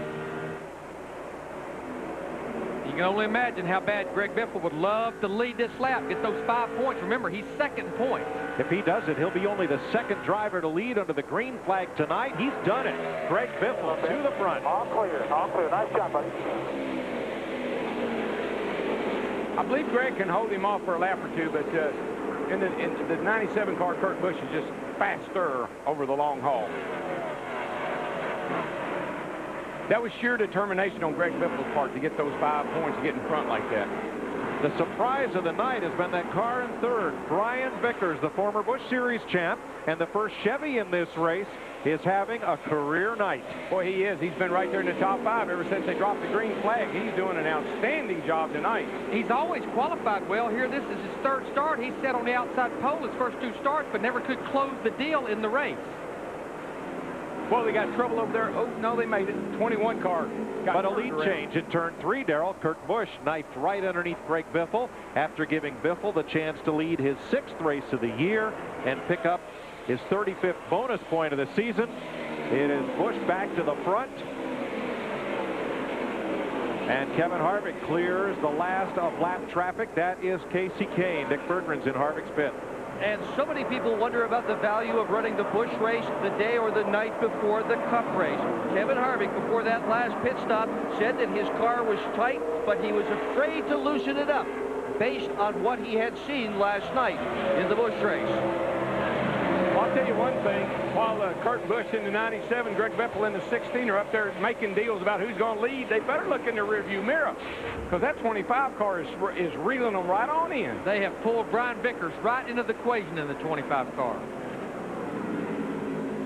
Brian Vickers, prototype of Ricky Hendrick, Rick Hendrick's son, who brought Vickers into the Hendrick Motorsports fold, brought him to a Busch Championship and into Nextel Cup. Now, a minute ago, I got up off my seat here because they had some serious action over off turn 2. 21 got turned sideways right in front of Rusty Wallace there. Rusty made some contact again, but they all recovered and carried on. And Darrell, it looked like that all started. Ricky Rudd, his car moved up the bottom. He got into the left rear of Kenny Schrader in the 49 car. Then, like you say, when he backed off, Rusty Wallace got in the back of him. Hold your line here. Clear, clear. But unlike what we saw last night, that much contact did not produce a big chain reaction crash. And just like every weekend that we watch that 48 car, Jimmy Johnson, he and Chad Canals, they adjust, they adjust, they adjust. Next thing you know, they're up there racing for the lead. Johnson right now is 7th as you ride with Michael Waltrip in 6th place, Jeannie. Well, coming into that last pit stop, Michael talking about the car and the fact that it actually got worse on the long run. But, you know, sometimes it's better to be lucky than good. And tonight, Michael is both. There was a small leak in that right front tire. Caution came at a good time for him to come in and get rid of that one. And he's back at it, trying to tear his way up the track. Thanks, Jeannie. Time for our next singular virtual crew chief question.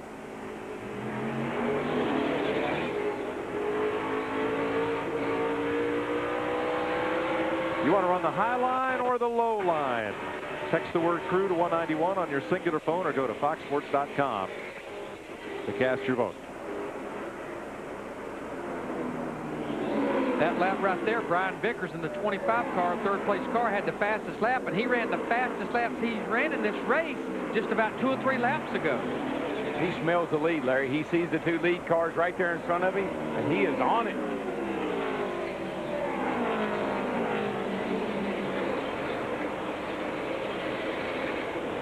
The fellows who like the high groove right now seem to be Kevin Harvick, Michael Waltrip, and Jimmy Johnson. Question is, can they pull down on the 2 Roush Fords at the front of the field? Tell you who is gaining on them is Brian Vickers, like yesterday's train. Running as fast as Kurt Busch and a little quicker than Greg Biffle that lap. There's the interval. Seems like Biffle can stay with the Kurt Busch in the 97 car for 7, 8, 10 laps, but in that 97 car, he just pulls slowly away. Halfway this time by in the Subway Fresh 500-kilometer race at Phoenix, race number 8 in the Nextel Cup Series for 2005. You know, Mike, I've been watching our pole sitter, Jeff Gordon, in that 24 car. Remember, he thought he had a good race car. He surprised himself, that race team, with that qualifying run set on the Buck pole, but this car has been going backwards, and right now he is back in the 14th position, about a third of a lap down to our leader, Kurt Busch. So they still do not have that car where they need it, and they've not had a lot of opportunity to make it better. No, and it's funny, Larry, because, you know, he struggled at Texas, qualified pretty good there, struggled, place he has not had much success. Comes in here, never won here. Car's running the mid-pack, not handling like it should. You're not going to win a race here with a car handling like that. Matt, what's the word in the 24 pit? It felt like they were making big gains, Mike, on that last run. The car was a lot better on exit. Where he's really fighting the biggest issue is tight in the center and a little bit loose on entry. Working more with chassis adjustments on the last stop. Already planning for their next stop. Sorry, Matt. The 33 car and the 11 car got together off of turn 2 over there and turned each other sideways. I thought it was going to be a big mess. Another driver who was quick at the start of the race, but has had his issues, is Tony Stewart, who right now runs in 23rd, 16 seconds back of the leader. Here's what Darrell just saw. I just looked up and saw both cars into each other. The 43 there's in trouble, and the 33, they were all kind of wadded up over there. Rookie Clint Boyer was on the high side, and the smoke was from Jason Leffler, who brought out the first caution of the night back at lap 12.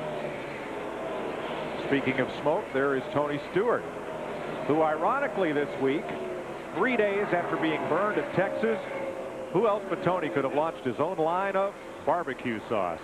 And remember, he restarted after the caution in 26th position. He's only made up about 2 or 3 positions. He's now 23rd, but he's a half a lap down to the leader, Kurt Busch, in the 97. Dick Berggren has more. Well, they've apparently got the grill work fixed well enough in Tony Stewart's car, Mike, that the water temperatures are back down to normal. The worrisome thing, however, is that they had to add water to that radiator. That means some water had been boiled out. That means the radiator was not operating, at least for time, at peak efficiency. Hopefully the engine's okay. Stewart, meanwhile, behind the wheel, has already drunk a full bottle of water, much more than he ordinarily does. There's a bit of concern about that because of the burns that he suffered last weekend. The blow-up in Texas knocked Stewart out of the top 10 in Nextel Cup points for the first time in more than 50 races. He comes in here not in the top 10 in points. And the biggest thing, he's lost that track position, and it's just so hard to make it up. You're having to deal with lap cars, and he's just so far behind the leader. It's going to take some type of strategy, maybe, to get him back to the front. 12th place battle here. The singular Chevy for Jeff Burton outside of Carl Edwards, the Atlanta winner. Pretty even matchup. I've been watching Jeff Burton. He qualified back in the 20th position. 2 wins here for Jeff Burton. He's been steadily working his way up toward the front. Attaway, buddy, Attaway.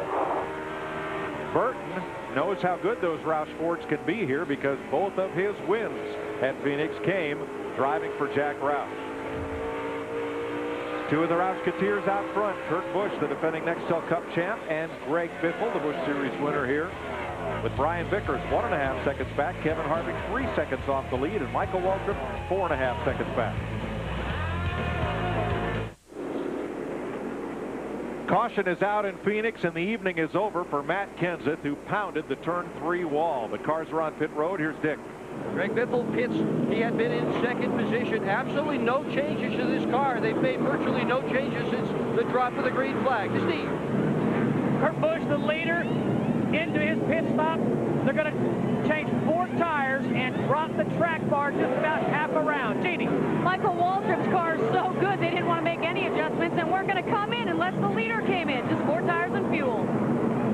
Matt? Great stop by the 25 guys. He's down and away. A slight air pressure change. The car really coming to him. He said it was a lot better on that run. Still a tick tight in the center.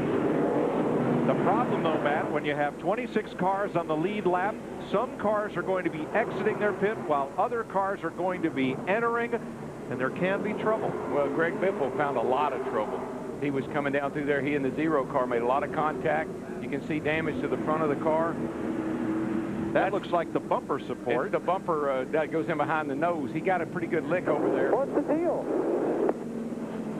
Now, is that his front bumper support or Mike Bliss's rear? Could be someone's rear bumper support. I think that's off the other car. Yes. No. And he could have... If I got to come back. He could have the same problem that Tony Stewart had because his grill opening is torn up and it's blocked up, actually. Biffle was accelerating hard out of his pit, and 5 pits further down, Mike Bliss was trying to come in to his pit.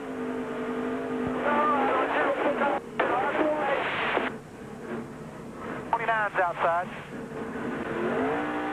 We don't see from that view, but Biffle got into the back of Bliss. Bliss was going so fast he couldn't get in his pit and wisely steered to the right rather than risk getting spun out on pit road. I don't believe that the Bring it in this time. damage. Straight to the garage. Now let's show you why we're under caution.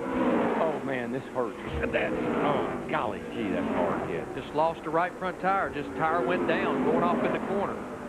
Matt Kenseth was the 6th place car. Told Robbie Reiser, load it up and I've got no brakes. I'm just going to ease it into the garage, Steve. Mike, just 2 laps before that incident happened with Matt Kenseth, I heard him say, it feels like I'm up on the rear tires and they're spinning. That was right before he made contact with the wall. Dick Bergman. Well, Greg Biffle thinks he may have damaged the radiator. The crew now is laying on the ground to see if there's any water under there. Biffle has made that decision because he said he thought he could smell it. Initially, they were going to take this car behind the wall straight to the garage to put a new radiator in it. They did have a bar from the car that he hit stuck in the grill. That's where the mechanics are now, working on the right front corner of this automobile. What a shame. Biffle had run in 2nd position virtually the entire night. Now they're watching for where the pace car is. They want to work as much as they can to make sure they get all the work done they can, but they don't want to lose a lap. There goes Biffle. I think what he may have been smelling is that rubbing on the right front tire. If that piece was stuck in the nose, maybe it was just rubbing on the tire making him smell something. And I do not see any damage in the grill area like we saw on Tony Stewart's 20 car. No, he really just kind of rubbed fenders with the Zero car. Greg Biffle will be almost a lap down as we go back to green. Allow you to enjoy your high-def telecast and your surround sound. Let's do some Saturday Night Crank It Up.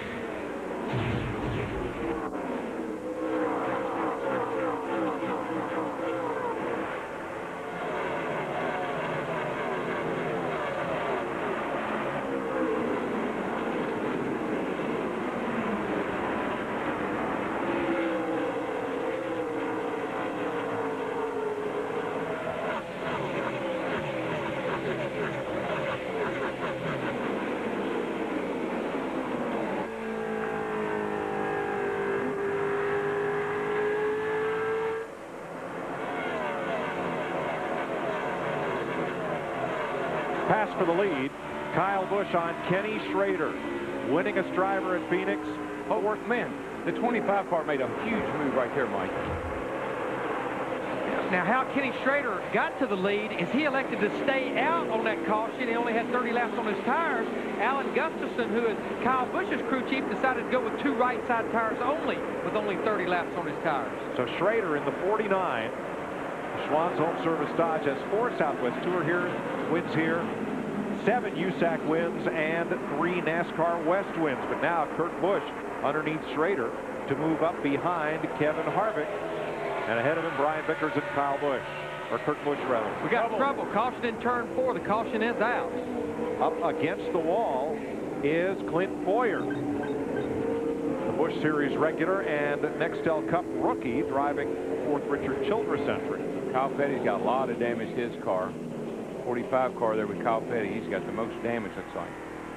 Fifth caution of the night. It comes out at lap 173. Let's see what happened here at turn 4 with the 45 of Petty, the 33 of Bowyer. Just all kind of wadded up in there. Not sure if Kyle got help or not, the 45 car. It looked like he just came around. Well, we'll have to ask Johnny Sauter. He was the car right behind Kyle when this happened.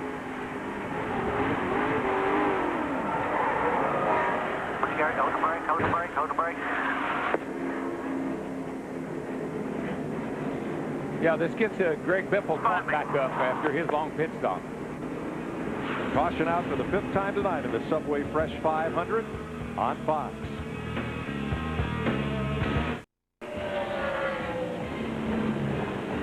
We're getting set to go back to green. Kyle Busch is our leader. Brian Vickers, Kevin Harvick, Kurt Busch, and Kenny Schrader the top 5. Greg Biffle has lost water from the radiator, taken his car behind the wall for repair, and hopes to get back in here. Biffle comes in here second in Nextel Cup points. Boy, as good as it was going for the Roush guys, all of a sudden 2 of the cars behind the wall, they got big problems now. Matt Kenseth out of the race. We'll hear from him in a moment. Getting set to go back to green. Rookie Kyle Busch is our leader. And Darrell, I kind of like this strategy that his crew chief pulled, changing just those 2 right side tires. You talked about it earlier. This is last year's tires. They have a little more staying power than the new tires. I think it'll work. Casey Mears did not get going, and that held up the inside line. He is slow on the bottom of the racetrack. Kurt Busch looks for 3rd against the 29 of Kevin Harvick. Car is so good through the middle of the corner. It's like he could put the throttle down and stay in it off the corner. I don't know if that 41 car, I guess he's got a tire down. I don't know if he's going to make it back or not. Casey Mears, he's just creeping through turn 3 right now. He is on the apron. For 150 miles here, the Roush Fords ran out front. Now it's 2 Hendrick Chevrolets, and the youngest 2 of the Hendrick quartet, Kyle Busch and Brian Vickers. Let's show you what happened to the 41 of Casey Mears. He just can't get going there, and Scott Riggs is all in the back of him trying. It's not Scott's fault. It's just 41 car. Casey Mears just couldn't get going. It looks like got a tire down. Nope, he's going to the garage. So Mears is out. Battle for the lead. Vickers wants it from young Kyle Busch. He's got room on the bottom if he can get there. And I believe he will, because he's on the bottom. Looks like he can put the throttle down. 4 fresh tires versus 2.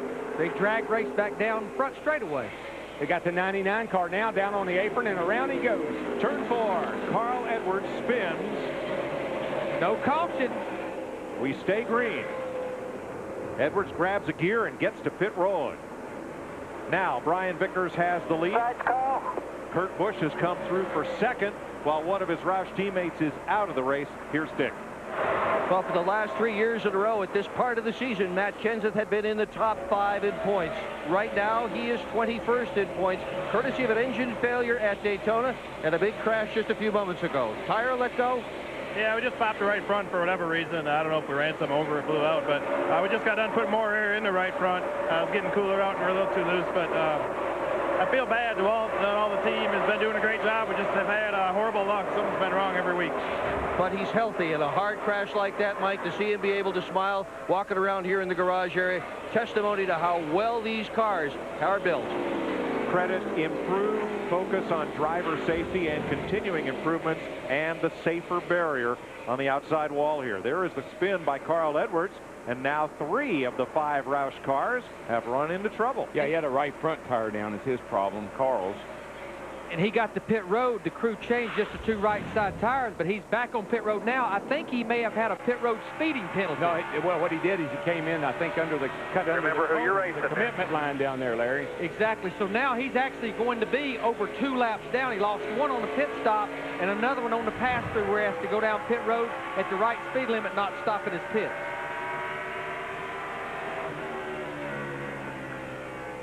Michael Waltrip and Kyle Busch for third with Kevin Harvick. And suddenly, this race has completely flip-flopped. There are now 4 Chevrolets and 1 Ford in the top 5. Not long ago, it was vice versa. Yeah, well, we went through that transition from daylight to dark, and then our race transitioned as well. Kevin Harvick around the outside of Kyle Busch. And now, Larry, is that strategy by the 5 car looking so sporty? Well, I don't know. It still bought him quite a bit of track position, but he's definitely losing ground now. You can see how much better Ryan Newman than the 12 car even was through the middle of the corner. These guys, they don't need a long green run. What they need is a fairly short green run, then they can maybe be on sequence with everyone if the caution comes back out. Pretty good battle right here between Michael in the 15 and Kevin Harvick in the 29. But the guy that's just really impressing me tonight is that 25 car, the GMAC car with the... Shoes at the bottom there. You see him. He is going on. Getting a report that the problem with Casey Mears, the reason he did not get going on the restart and took it to the garage area, a transmission problem. That makes sense. Meanwhile, Greg Biffle, who won here last night and ran in the top 2 for most of the evening, is still behind the wall, Dick. Indeed, and they just pulled the radiator out of here that had been in the car, Mike. A puncture hole in it just about in the area where that piece of bumper work had gone into the grill of Greg Biffle's car. All the water had been drained out of the radiator. Trust Biffle's nose. He got it right. He did smell it, and that was the problem. A lengthy pit stop behind the wall here for the guy who came into this race second in points. Won last week in Texas. And Darrell, neither Greg Biffle nor Mike Bliss, who was trying to get into his pit, who Biffle ran in the back of, did anything wrong. Biffle was in the slow-down lane to stop, was in the acceleration lane. Bliss was in the slow-down lane. They just got together. They got together. I guess we need to go straight to Kyle. The unfortunate thing was that bumper brace came off and went into the radiator. I mean, you don't see that happen very often. And it all happened on pit road. No. Up front, Ryan Vickers from Thomasville, North Carolina. His father is in the racing parts business. This is the first race that he has led since he led 1 lap in California, the 2nd race of the season. I would be willing to say that almost every valve and most every engine in this race was made by CV Products, Clyde Vickers, which is Brian's dad. And in Formula One and about every other form of racing.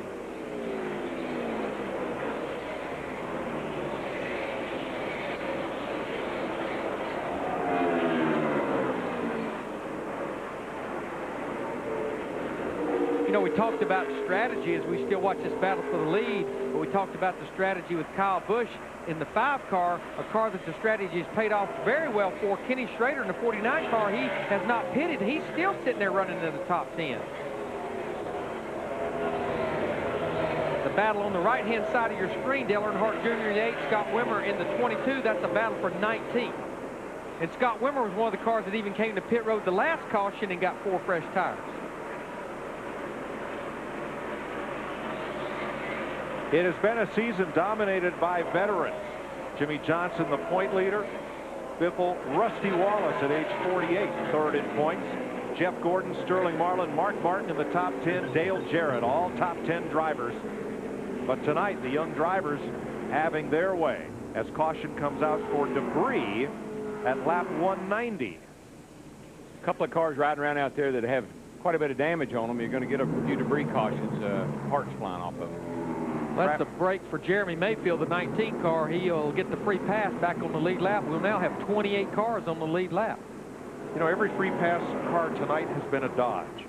Travis Kvapil, Jeff Green, Casey Kane, Travis Kvapil, and now Mayfield. That's just coincidence. But lucky Ram, I guess. 190 laps complete in the Subway Fresh 500 on Fox. We're in the Nextel Experience with the Nextel Fan of the Week, and our Fan of the Week this time is Eric Nanny. You're a member of the United States Air Force. Welcome to Phoenix, Arizona. What made you interested in NASCAR? Well, just the fact that NASCAR is so American. I mean, being in the Air Force deployed around the world, no matter where you are, you can turn NASCAR on Sunday and feel like you're at home. How long have you been a fan? Oh, since I was about 10 years old. All right, who's going to win the race today? Jeff Gordon. Why? He's coming from the pole, and he's never done it here. All right, hey, folks, how about a nice round of applause? He's just back from Operation Iraqi Freedom. Glad to have you here.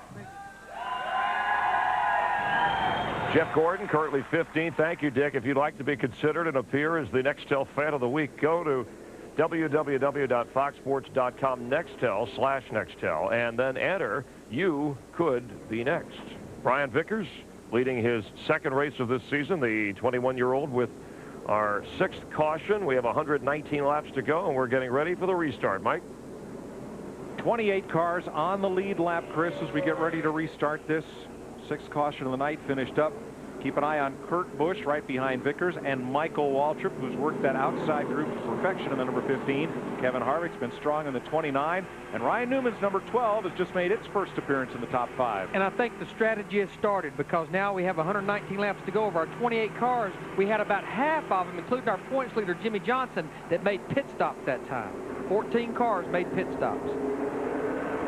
On a full moon Saturday night, green flag, and Brian Vickers brings the field back to turn 1. He's trying to clear Scott Riggs, who's trying to get back on the lead lap, and for the moment does so. We have quite a battle of cars up there trying to get back on the lead lap. Scott Riggs in the 10, Sterling Marlin in the 40, Jason Leffler in the 11 is actually 2 or 3 laps down. Really bottlenecking up around the leaders here. Boy, good restart for Riggs. He's out in front of the leader. It's just what he needs. Get it the hard way.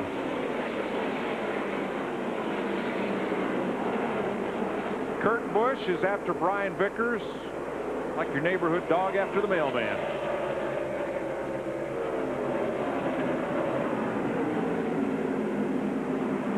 And Michael Waltrip comes around the outside, as usual, in 3rd. In fact, our producer Neil Goldberg noted that Michael probably doesn't know there's a yellow line painted down around the inside of the racetrack. He spends so much time up there in the high groove. Let me tell you, if this thing would stay green long enough, he's got a good car. It takes it a few laps to get going, but once it does, it goes strong. Yeah, it doesn't seem to matter if he changes tires or not. It just takes several laps after a restart.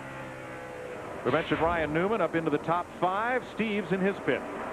Mike, as you pointed out, Newman in the 12 car has been in the top 10 all night, but just now sneaking into the top 5.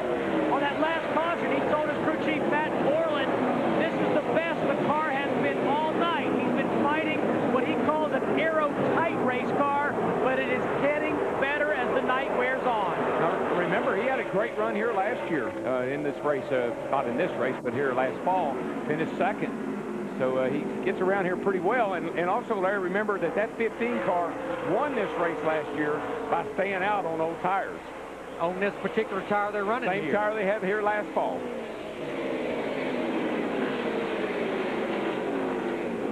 Here you see Michael Waltrip up there about 1 lane off the wall. No, he was over the cushion that time. He had the dust flying.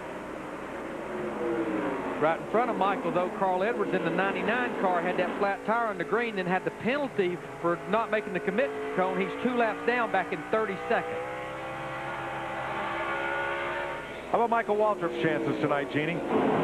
Well, he likes it. This is the first time actually all night that we actually heard him say anything negative about the car. He contemplated coming into that last pit stop, but obviously the leader stayed out. A touch too loose, he's saying, so they're talking about a track bar adjustment. But again, he's been real happy with the car all night. That's really the first time I've heard him say anything negative.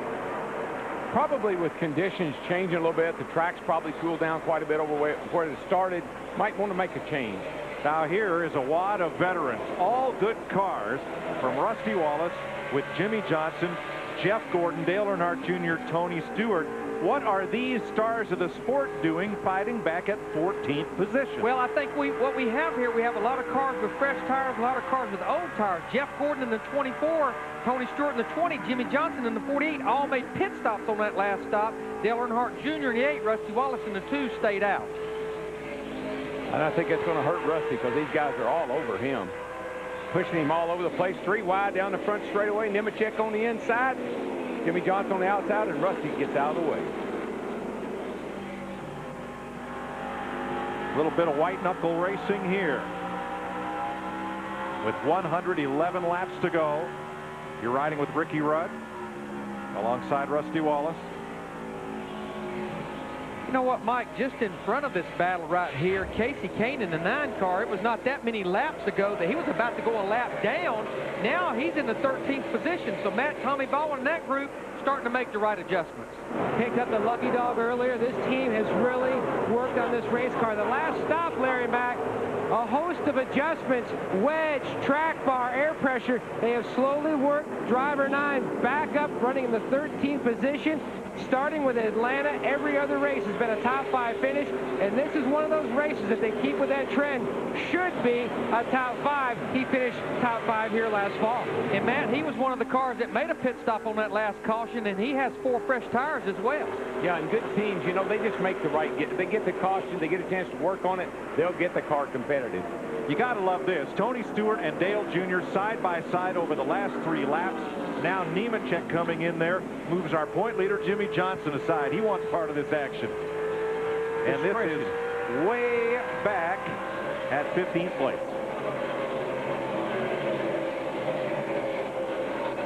We don't want to speak too soon, but we see on the left-hand side of the screen Bobby Labonte in the 18 car. Remember, he qualified up in the 4th position. He just goes by Kyle Busch in the 5 car. He takes over the 7th position. We still have 108 laps to go. Bobby Labonte, though, good shape right now. Whoa, got a car around down here. Big wreck, bunch of good cars. Stewart is in it. Rusty Wallace is in it. Dave Blaney has part of it. Ricky Rudd is piled up against the inside wall. Schrader in the 49. Now remember, that's the pack we just saw about 2 or 3 laps ago that was running in a big wad. There you see Rusty Wallace, 3rd in the points coming in this race. A lot of damage. Dave Blaney having a good run still on the lead lap. The Jack Daniels car in trouble. Schrader gets away with a lot of sheet metal damage, and Wallace with just plain a lot of damage. Stewart, Tony Stewart's number 20 part of it. Ricky Rudd in the 21 car. Tony Stewart there in the 20 car. See if we can figure out what happened here. Headed off into turn 3. Whoa, it looks like Jimmie Johnson. I don't know, did he hit Tony? And Rusty Wallace nowhere to go. Ricky Rudd, and it just stacks up from there. At least a 5-car pileup. Right in front of you, right in front of you. Man, those are some hard hits right there.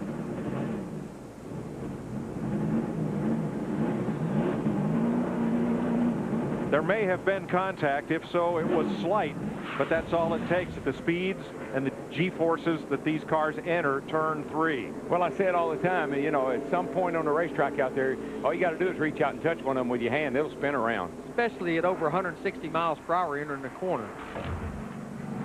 And the cars were nose to tail. It wasn't a case of Jimmie Johnson diving under Tony Stewart.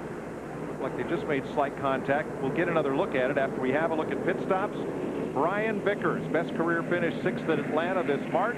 He brings his number 25 down pit road. Kurt Busch right behind him. Steve.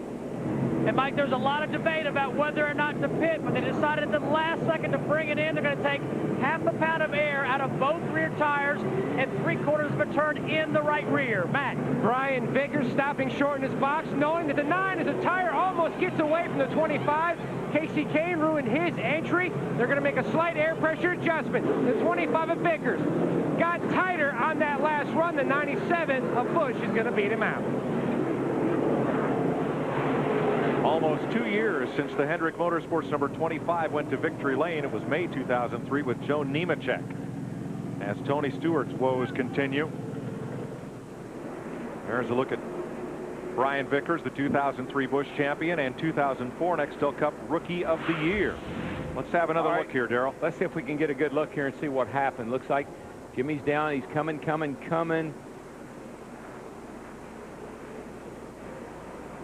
Oh, yeah. Definitely contact. You know, what we call light contact, kind of like when you say somebody's having minor surgery, it's minor if it's on someone else. And that was light contact if you were Jimmy, but not if you were Tony.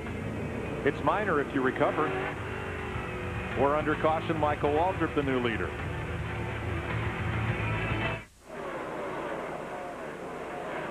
They have just restarted this race with a whole new cast of characters up front. The first 7 cars did not pit. So Michael Waltrip's your leader, Jeff Gordon, Dale Earnhardt Jr., Joe Nemechek, Jimmy Johnson, and Scott Riggs, who just got back on the lead lap because he didn't pit. He's right up there among the leaders. Just like we said when he got in front of the leaders, he's going to do it the hard way, and he did, and now it's paying off for him. One reason those cars did not pit, sprinkling outside. Not enough to stop this race, but if there's more rain on the way, well, that's another bit of strategy. Look at this restart down into turn 1. Actually, it all gets bottlenecked up when they come off the 2. Jeff Gordon tries to go 3 wide right there. Thinks better of it, or else someone helped him think better of it. Another look at it from Dale Jr.'s car. It's like Michael just did not get going good over there off turn 2. Yeah, well, you know, when you stay out on tires, they're a little dirty, got a little buildup on them. Takes a lap or so to get them cleaned off. Rusty Wallace has gone to the garage as a result of crash damage. Ricky Rudd is in the race, but he's back down on pit road. And Matt, what did Jimmy Johnson say about the contact with Tony Stewart? He told his crew chief, Chad Canales, you know I would never run in the back of anybody on purpose. I felt like Tony might have brake checked me going into the corner. Well, our review of the video, Matt, showed that both drivers were hard on the brakes going into turn 3. Yeah, you can see the glow from the brakes, and both cars light up the front brakes almost simultaneously. But just to talk about our leaders up there as we watch Jimmy Johnson in the 48, Kurt Busch in the 97, Ryan Newman in the 12. This is a battle for 5th position. Michael Waltrip now has about 60 laps on his tires, more than anyone out there. Jeff Gordon's tires, the 24 car in 2nd, he has about 20 or 25 less laps on his tires. He pitted on 191 here at lap 214. Just remember that 15 car with Dale Jr. at the wheel won this race last year, staying out on old tires. But we do know everyone will have to make at least one more stop. And that one little storm cloud has gone off to the east. Not raining now. Kurt Busch went past Jimmy Johnson, last year's champion against this year's point leader. Seems like guys like that, Larry, that made that pit stop, got their 4 tires, got topped up with fuel. That ought to pay off if we go green here for a while. Yeah, because Jimmy Johnson stayed out, Ryan Newman in the 12 and Brian Vickers in the 25. They made a pit stop and got tires and adjustments on that last caution. Now, Matt, what happened to the driver who was leading the race before the caution, Brian Vickers? Running in the 8th position. And what did you tell your driver before the restart? I told him we've been running pretty good tonight. It's just way too late to throw it in the ditch. I just wanted a quick shout out to my dad. He had open heart surgery last week. He's at home. He's doing awesome. I love you, Dad. Obviously, I couldn't do any of this without you. This is a big run for this team and much needed. Oh, absolutely. I say the Dytek Chevrolet has been awesome all night long. It's been great all weekend. We just hope we get a good finish here. We need it bad. This team has a lot of confidence and chemistry. McGrew and Vickers won a Busch Series championship together, hoping to win their first Nextel Cup race tonight. Dick? And Rusty Wallace is in the garage watching his crew. Can these guys get the car back out there, Rusty? Yeah, we'll get it out, save some points. That's the key. It's got a hole in the radiator. We've got to get it fixed and get the grill patched up on it. On one of those restarts, something flew off of somebody's car and blew a big old hole right in the right front corner. And the car started pushing really bad after that. Up until then, it was running pretty doggone good. And it's just a shame. And then the 48 and the 20 got into it going into 3. 21 around, and there's nowhere to go. He just came right across the front of my bow, and that was it. Wild night in Arizona. Yeah. That's for sure, Dick. 219 laps complete, 93 to go for Michael Waltrip, who continues to run that high line. Jeff Gordon can't run him down, but Kurt Busch is coming. Busch just ran it 3 wide off turn number 2 to get past some lap traffic, and he is on the move. Michael Waltrip out in front of the number 15 Chevrolet.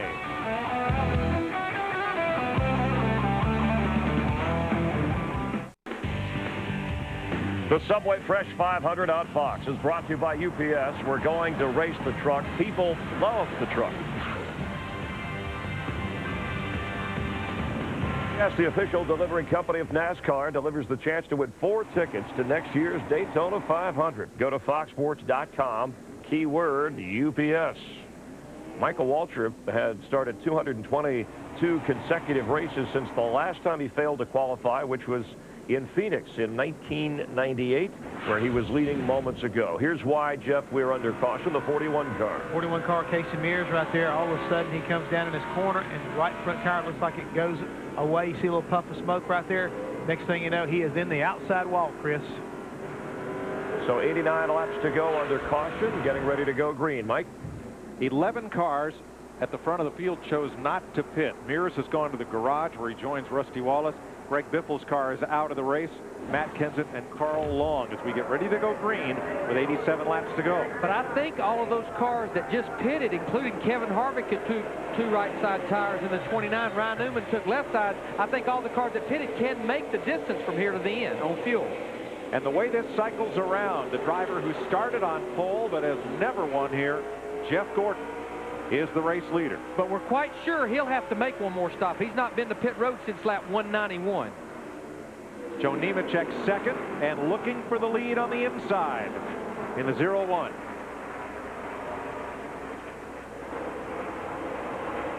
Looking at Jeff Gordon's car there, a little bit of damage on the right side. You can tell they've been adding some tape to the nose of the car because the air temperature is cooling down. Don't need as much airflow through to cool that water in the radiator. Kurt Busch is third, going for second against Nemechek. Jimmy Johnson fourth. Bobby Labonte in fifth. Jeff Burton up for sixth. Kyle Busch seventh. Elliott Sadler eighth. Johnny Sauter, Dave Blaney. That's your top 10. Next week, the fastest speedway on earth hosts the Aaron's 499, Talladega Superspeedway. Yeah, they'll look like a restart every lap. Oh, man. Payback for Martinsville. Well, maybe. Come on. You're pretty quick with that. I never even thought about that, but yeah, that looked pretty good. At Martinsville, late in the race, on the half mile, racing for the lead at the end of the race, Jeff Gordon dove into turn 3, turned Kurt Busch around and into the fence. Gordon called it just hard racing for the lead, and I think Kurt Busch just showed... Sorry about that. I pushed up real bad. Or not. He just said, sorry about that. I pushed up real bad. And he did, and that's easy to do off that turn over there. That car right there, that 99 car, Larry, he got one lap back a while ago. Let's see. Look at what happened in Martinsville right now between the 97 and 24, Kurt Busch and Jeff Gordon. And that was for the lead late in the race. Just a handful of laps to go.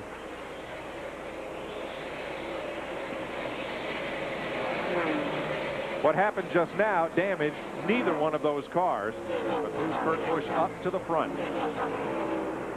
Jimmy Johnson and Bobby Labonte, who earlier this weekend, Labonte in the 18 said, all I want to do is finish on the lead lap. For us, with the season we've had, that would be a big improvement. He's doing all that and more. See the checkered flag, but he's had a good week here the entire week, qualified in the top 5, and he's been hanging out in the top 10. But remember, we're pretty sure that all these cars, Bobby Labonte in the 18, Jimmy Johnson in the 48, Jeff Burton in the 31, Kyle Busch in the 5, all these cars will have to make at least one more pit stop. But Darrell, you're right. One of the fastest cars is Carl Edwards in that 99. Had the flat tire, came to pit road on the green, made one of those laps up. Right now, he's in position to get that free pass should we get a caution. He timed that restart. I was watching him. He was a half a lap down when they were coming off turn 4. He ran all the way up, caught the restart just right, got himself in position, and he is a fast race car right now. 82 laps to go in the Arizona desert. First springtime cup race in Phoenix. You are the lucky dog. Isn't that right, Bob? And 4, just be smooth, buddy. Telling Carl Edwards that should we get a caution, you're the first car that's a lap down, you will get the free pass. You'll be back on the lead lap. And right now, with 81 laps to go, we have 29 cars on the lead lap. Following tonight's race on Fox, those of you on the East Coast will see Mad TV or your local news, and West Coast viewers will see local programming from your Fox station. Now, as far as cars that we feel like can make it to the end, and he pretty much, for the most part, he has 4 fresh tires because 2 cautions ago he changed right side. This caution, he changed left. Ryan Newman right now in 12th position in the 12 car. We feel like he can make it to the end.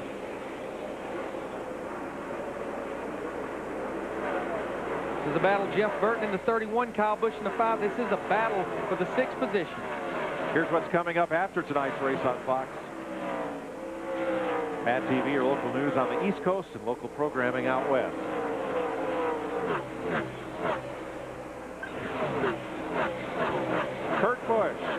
has led 168 laps tonight.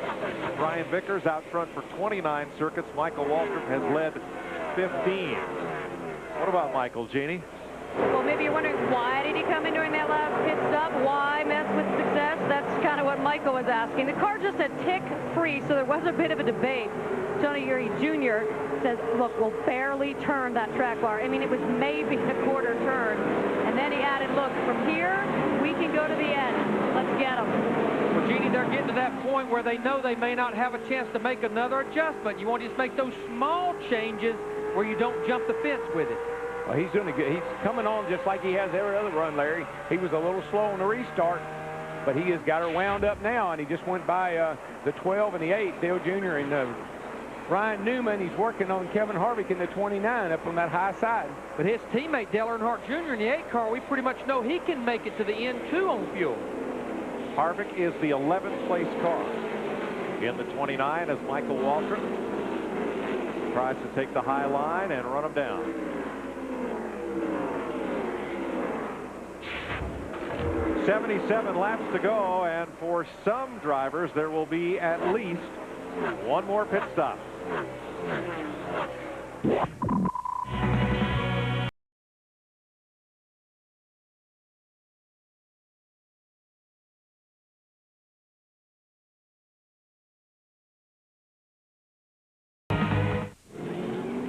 Pit stops completed as we work the, the 9th caution of the evening. A 3-car crash out of turn number 4. Travis Kvapil got turned around, collected Kenny Schrader and the number 22 of Scott Wimmer. And all the drivers who had not made stops under the last couple of cautions have now been in. There was 18 cars on the lead lap that had not pitted the last time, so now we at least have everyone where they can make it to the end. We were watching this little wad right here. You see 77 down the inside. He comes off turn 4 here. That was actually off turn 2. That's off turn 2. Yeah. They're coming. Here they come. Here they come.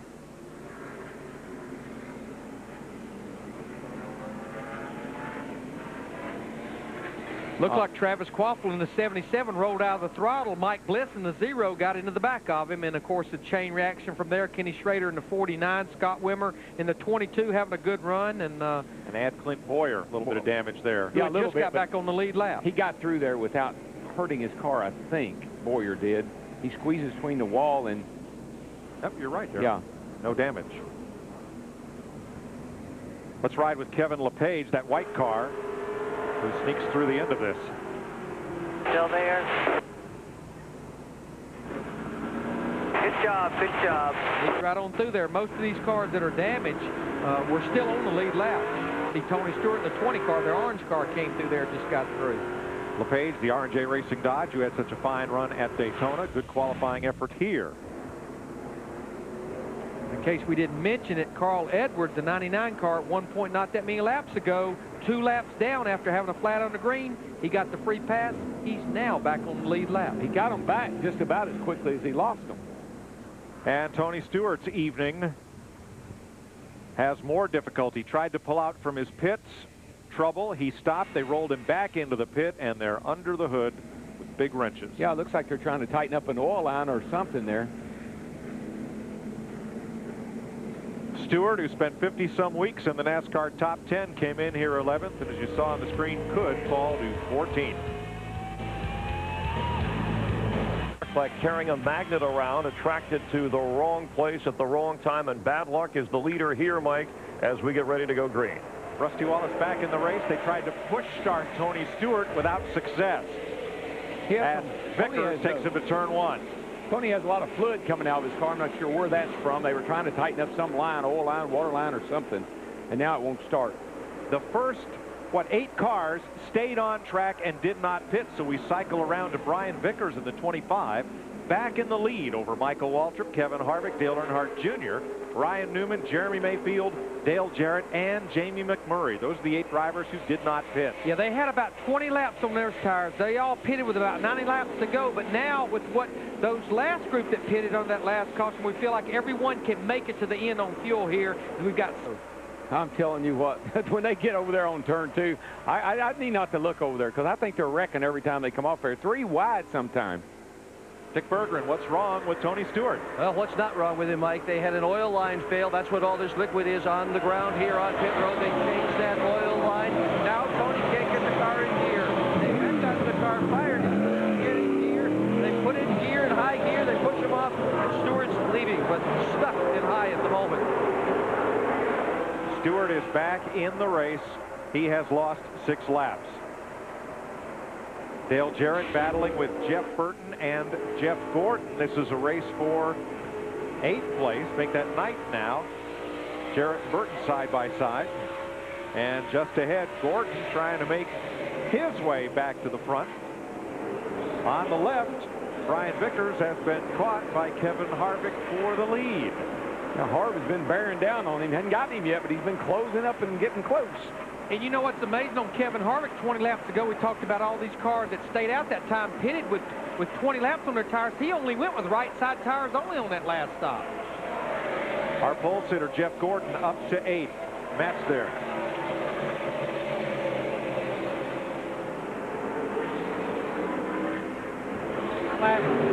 The last 2 races, Gordon's moved from 12th to 6th in the championship standings, climbing up the leaderboard now, up to 8th. He said the car, on the last caution, the car is really good. They made a slight adjustment. His teammate, Brian Vickers, trying to score his first career victory, did not pit gas only on his last stop. And the 48 of Jimmie Johnson, they're just trying to finish for points. Well, I would say with Greg Biffle in the 16 car, pretty much in the garage area out of the race, that's not a bad move. 2nd place side by side, Michael Waltrip, Kevin Harvick, and here comes Dale Earnhardt Jr. to make it a 3-car race for 2nd. Now Michael got that thing wound up around the top again, and he was able to put the move on Harvick, and around goes Michael around Harvick, closing back up on the leader.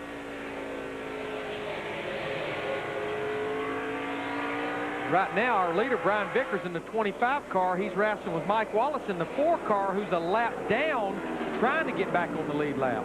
The Childress cars have been pretty impressive tonight, with Harvick right now running in 3rd, and Jeff Burton just taking the 8th spot from Jeff Gordon.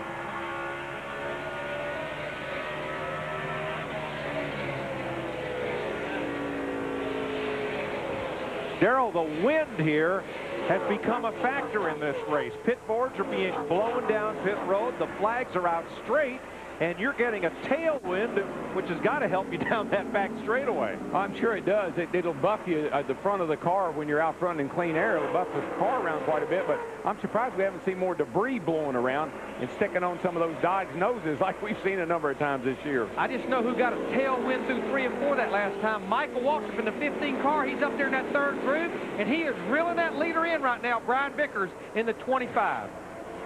Winds at 18 miles an hour. From out of the south, feels stronger.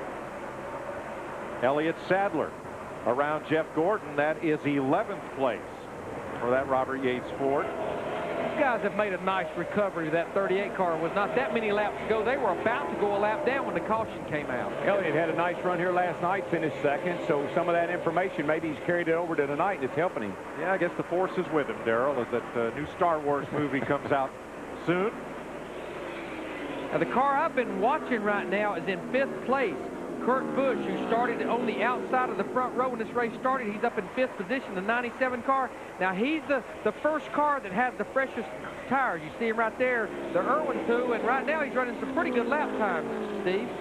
Hey, Larry Mack, when the caution came out on lap 237, Kurt Busch said, "This is great, this is timely." They put on 4 tires, made a small air pressure adjustment after the stop. He asked Jimmy Fennick how many laps the cars in front of them had on their tires. Jimmy said about 20. So Kurt knows exactly what he's dealing with the cars in front of him. At the rate Kurt Busch is running right now, he will catch leader Brian Vickers in 7 laps. That, of course, is irrespective of traffic. That's just lap time. Busch restarted 9th. He is up to 5th, racing for 4th. Yeah, he's got to get around Dale Jr. right now. Every time you run up behind somebody, it takes a little bit of your speed away, and it takes a lap or 2 to work around them. He gets by Dale Jr. right there, getting into turn 3. Yeah, I've been watching the score monitor about the last 7 or 8 laps. He's been running the quickest time. There's Michael Waltrip, though, in that 15 car all over the back bumper of Brian Vickers in the 25 car for the lead. The question is lingered. Can Michael Waltrip win on this circuit anywhere but Daytona and Talladega? And that question may get answered tonight. Well, I called him Monday after Texas. I said, best race I've seen you drive in a year since Charlotte last May. May have to call him again this Monday. You know what, guys, with 56 laps to go, as I watch these two cars, I don't know if there's two teams, two drivers out there that wants to win any more than these two guys right here. DW talking about your brother Michael as he gets ready to go on the high side once again to challenge Brian Vickers. He runs extremely well at another racetrack that's similar to this, and that's Loudon, New Hampshire, a flat 1 mile racetrack, and he's had some really strong runs up there. So this style of racetrack, I think, really not as much, I guess you have to say, a surprise to me. I have seen him run well. No, you're right, Jeff. He had New Hampshire won a year or so ago there and had problems in the pit late. He's really happy with his team. He and Tony Jr. have really hit it off, and it's beginning to really pay dividends for DEI. Now on the right-hand side of your screen, you see the battle for 7th, Bobby Labonte in the 18 car. Now this is 20-lap pressure tires on his car versus Ryan Newman in the 12. Bobby Labonte pitted on the last caution. Another car that's coming is Carl Edwards. He got back on the lead lap, and he's now climbed to 18th. There are 26 cars on the lead lap as you look at the Missouri native who won his first Cup race back at Atlanta this year. Well, as enthusiastic as he normally is, he's got 2 laps back, and he's got a chance to get back up there for the lead. I guarantee he ain't holding anything back. Brian Vickers in the 25 trying to become the 11th different Nextel Cup race winner for Hendrick Motorsports. Joining an elite group, Jeff Bodine, Tim Richmond, Darrell Waltrip, Kenny Schrader, Ricky Rudd, Jeff Gordon, Terry Labonte, Jerry Nadeau, Jimmy Johnson, Joe Nemechek. But to do it, he's going to have to hold off Michael Waltrip. Can't do it. That high side just got so much speed off turn 2. Nice job. Nice job. On the high side that last time. There you see Michael's wife, Buffy. She likes what she's seeing right now. And Tony Eury Jr., the pit boss, on the horn to Michael Waltrip, who has gone to the top of the leaderboard.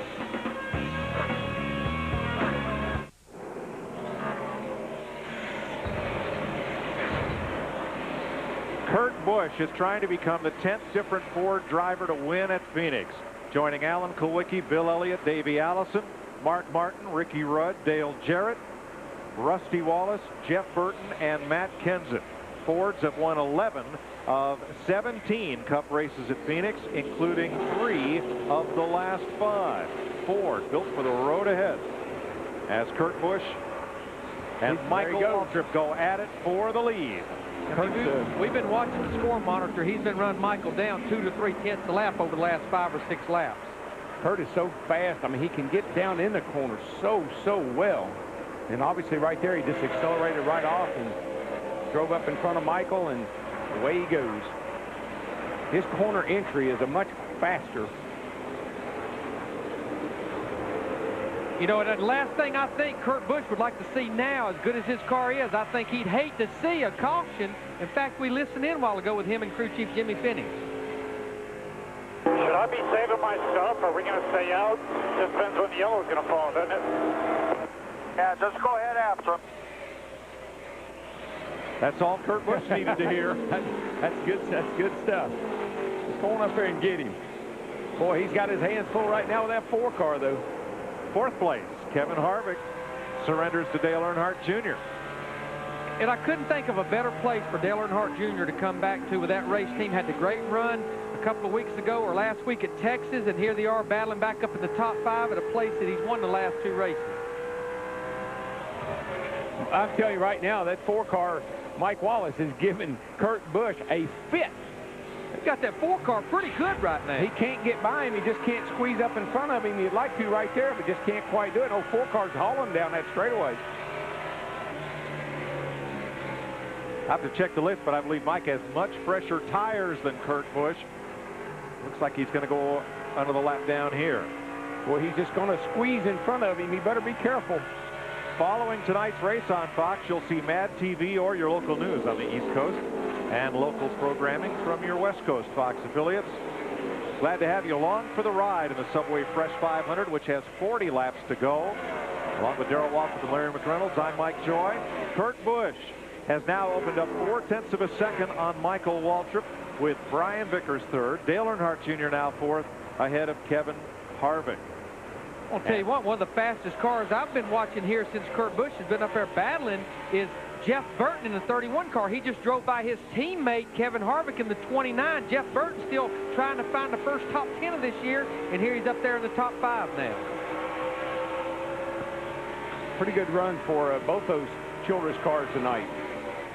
And I know Jeff Burton came out here and tested for 2 days a couple of weeks ago, was very pleased with the results of the test. Oh, this is his kind of racetrack. You think about Loudon, New Hampshire, you think about here, this is the kind of tracks he runs well on, right, Dick? Yeah, it is indeed, and I asked him just before the start of the race why he tested here, given that he runs so well and had won 2 races here.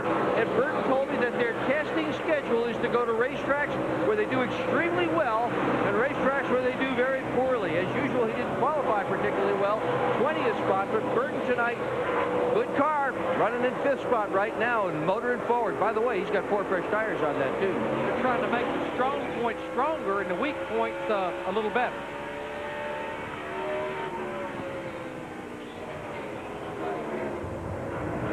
Ryan Newman, along with Elliott Sadler, and the 09 of Johnny Sauter. Sauter up for 12th place. Yeah, look, just back to the right of the screen there. Look at that car coming in sight. Look who that is. Carl Edwards in that 99, but you're right, Mike. The 09 Johnny Sauter right now, he's about to be battling Ryan Newman for the fastest or the top running Dodge right now. This is a good run for this 09 car. Remember, they had the problem last week in Texas with the Busch car. This is the same race team owned by James Finch. It's a good run for these guys. They've had good pit stops all night as well. Sauter started 26th. Now he's running in the top dozen.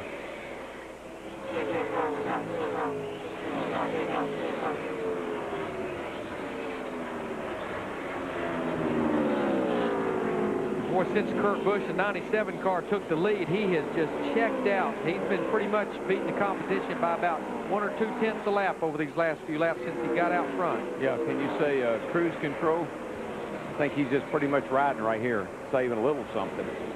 Edwards looking inside of Sauter. This is for 12th. You got to be impressed with Carl. Look, he came from 2 laps down. He restarted in 29th place on this restart because he was the last car on the lead lap.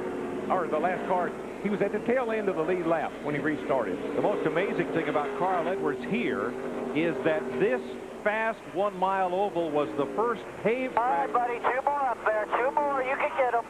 It was the first paved track he'd ever raced on. His prior short track career had all been on dirt. What Bob Osborne, his crew chief, was referring to is he just moved up into the 12th position. 2 more and you'll be in the top 10. That's something you always want to do. You want to finish in the top 10 if you can't finish in the top 5. The defending champion at Phoenix, winner of the race last fall, Dale Earnhardt Jr., winner of the last 2 here, drawing a bead on Busch Series champ Brian Vickers, last year's Rookie of the Year. I don't know what they've done to that 8 car or what Dale Jr. has found, but all of a sudden he looks awfully quick around here. Junior came in here 15th in the Nextel Cup standings, 355 points out of first. Well, they say they're running the same setup in the 15 car that Dale Jr. ran here last year when he won. I'm sure that Dale Jr. has that same setup in his car. Both of them are running really well tonight. 1 more spot for Carl Edwards. Passes Elliott Sadler in the 38 car. It moves into the 11th, and he has his sight set on Ryan Newman, the 12 car. Your battle on the right-hand side of the screen. Yeah, and there goes Dale Jr. by Brian Vickers. Dale Jr. up to 2nd, Matt. Pete Rondeau told me earlier this weekend, Mike, they tried a little something different. Junior tried it, didn't like it, wasn't quite as fast with it. They went back to what he won with here last year, but the car is tight and getting tighter, trying to get all he can. Climbed up the 3rd, chasing down his teammate. What has to make that Budweiser team feel good is they had a good run at a 1.5 mile high bank track last week. They're having a good run here at a 1 mile flat track, and guess where we go next week? Talladega. You got it. 2.66 miles of speed. The house the Earnhardt's built. Now Carl Edwards in the 99. He's made the top 10. Goes by Ryan Newman in the 12. Fords at either end of the top 10. Kurt Busch and Chevrolet bracketing 8 Chevrolets as Carl Edwards 10. 30 laps to go. Enter the weekly Gillette Young Guns Challenge. A lucky fan who correctly picks the top-placing Gillette Young Gun each week will win $5,000 as you get a look at the Young Guns. Log on to GilletteYoungGuns.com for details and enter for a chance to win. The Gillette Young Gun Challenge brought to you by M3 Power, the world's best shave. Kurt Busch, 195 laps led and counting with just 23 to go here in Phoenix. Yeah, with just 23 to go. And Chris, he was leading at the halfway point, and believe it or not, he would only be the second driver this year to be leading at the halfway point if he's able to get to victory lane. So it's very hard sometimes to be as strong as you are, even at halfway, and get to victory lane. Jeff Burton, who's had success here before, just getting past Dale Earnhardt Jr. for the third spot. If Kurt Busch doesn't hang on here, who has the best chance of catching him the way he's going? Thinking right now, you got to watch that 31 car, Jeff Burton. Kurt Busch was able to get around Michael Waltrip, but Jeff Burton definitely has a race car that can put a lot of pressure on him if we get a caution. I think he's too far behind. It's going to take a caution for him to get in the picture, and if that caution comes out, watch out for his teammate, Carl Edwards. So, and those are two Roush cars. Edwards obviously and Busch leading. We have two Roush cars out of the race. Greg Biffle, who came in second in points, and Matt Kenseth, a former points champion. Let's go back up to Mike, Larry, and Darrell. You watch the 97 of Kurt Busch on the bottom, clear Bobby Hamilton Jr. as you ride with Michael Waltrip.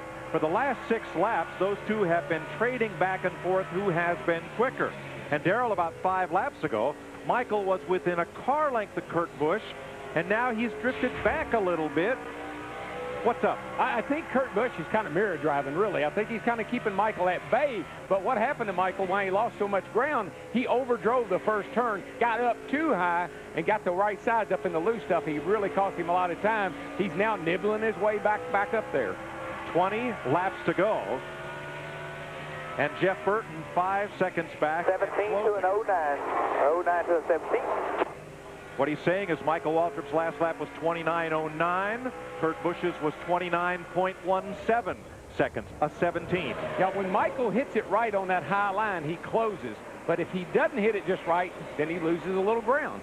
You know, guys, the biggest thing I'm thinking about, and I go back to Kurt Busch and Jimmy Finney's conversation a while ago, is right now we're getting to that point of the race, especially with this tire package, where this is where the crew chiefs really earn their money, especially if that caution comes out, because we have 18 laps to go. We see how hard it is to pass, but Jeff Hammond, I'd say another 5 laps we get a caution.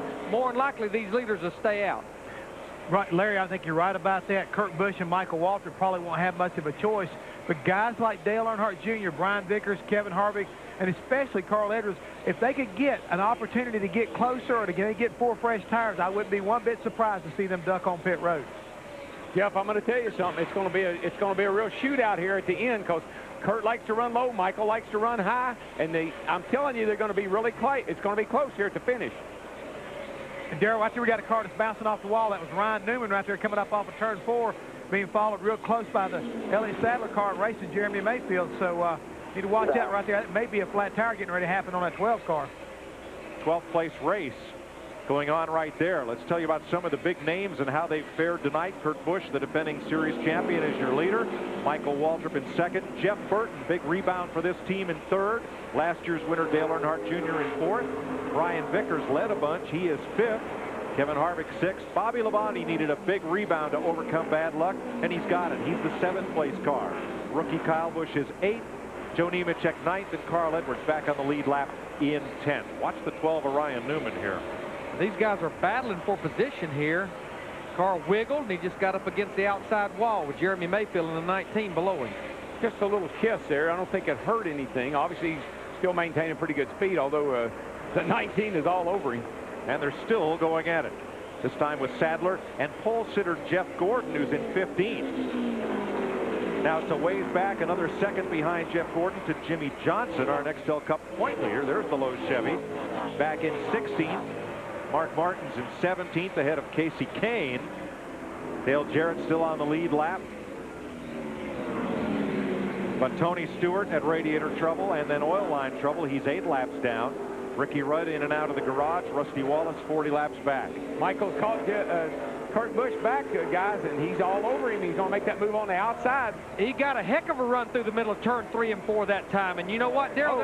He got sideways. Traffic. Oh, he got sideways. He's trying so hard. 13 laps to go. Kurt Busch can't run high. He doesn't like that high line, and he's bogging down too much in the low line, but he's going to have to get out there and do something if he wants to hold Michael off. And there's traffic just ahead. That's the enter turn 3. Darrell getting that loose. Michael has to make sure he don't overwork that right rear tire. Well, we saw that happen to Carl Edwards at Atlanta. You know, we said, oh, gee, I think he's done for. But this is a pretty good tire. Nice and smooth. Come on, nice and smooth here. 11 to go. He's just trying so hard. He's got him in sight. He knows he's got a better car, but he just can't get up there to him. Michael's wife, Buffy, looking on at the monitor in their pit.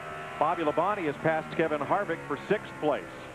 And Michael has a pretty good cushion right now over 3rd place Jeff Burton in the 31 car. It's almost a 6-second lead over Burton, so, you know, he can try some things. Yeah, all he's got to do is focus on that 97 car, try to figure out a way to get around him, but he needs to lay off that wall a little bit.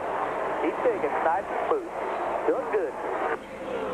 Next time around, 10 laps to go. Breath, 10 more laps. 10 more laps, nobody's coming.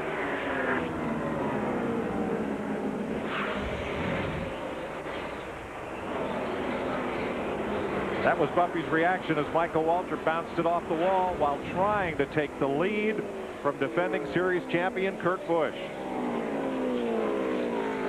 Now Jeff Gordon has cleared Jeremy Mayfield, and Jimmy Johnson tries the outside to move up to 15th. It's going to be a tall stretch for Jimmy Johnson in the 48 car to keep that top 10 finish streak alive at 13. Johnson's worst finish in the last 13 races is 8th. Not too bad. But he's about 9-10 laps away from that not being a streak anymore. That in 6th position. Jeff Burton up to 3rd, but he's not gaining ground on the leaders. Even though Kurt Busch and Michael Waltrip are battling, Jeff Burton is now 6 seconds back. He was the fastest car the last lap as he moves past his Childress teammate Dave Blaney. And he's a second ahead of Dale Jr. Kurt Busch is experimenting a little bit right now, trying to put a little gap between he and Michael. He's been hanging in the bottom groove really all night long, but right now he's sliding up a little bit, probably losing a little grip, trying to figure out if he can block Michael if he has to. And there's still quite a bit of lap traffic up in front of our leaders as next time by be 7 to go. He moves underneath rookie Clint Boyer. And actually Michael's going to catch Clint in the wrong spot. But he's still got that good run up high off of turn 4 here. And that's a good run for Clint Boyer in their 33 car. He's back in the 22nd position, just went a lap down. Been out there running all night long. 22-18. Carl Edwards trying to move up to 9th. Joe Nemechek trying to hold him off.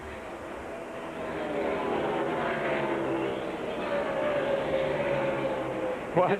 I'm sorry, go ahead. I was just going to say, just in front of this group right here, that's a good run for Kyle Busch in that 5 car. One of the better runs he's had this year, especially since he finished 2nd at Las Vegas. He may catch Kevin Harvick, whose car seems to have gone away from him just a bit. Kurt Busch looking for his first win of the year, and Michael Waltrip looking for his first top 5 since last June at Infineon Raceway, the road course in Northern California. I know Michael will be disappointed if he doesn't win this race, but he's going to be pretty excited about having the great run he's had tonight. That's a good job on that team's part. But it's so amazing. A couple of weeks ago, the DEI group looked in so much trouble. Last week at Texas, both of them had top 10 runs. Looked like tonight here with 5 laps to go, both of them possibly could have top 5 runs. Edwards trying to hold on to it. I tell you, he has done a yeoman's job tonight. What a great comeback for that young man. He is such a good kid. I think the world of him. He's a good guy. He looks like he has both hands and both feet up on that steering wheel. And right you know now. what else he got? He got the biggest smile on his face of anybody here. He is having fun. He won Jack Roush's Gong Show to earn a ride in the Craftsman Truck Series, and after success there, got promoted straight to Nextel Cup. He's also racing this year in the Busch Series, where he's a rookie. And leading the points. Looks like he's going to prevail this time as he goes by Joe Nemechek in the 01. That's a battle for 9th position.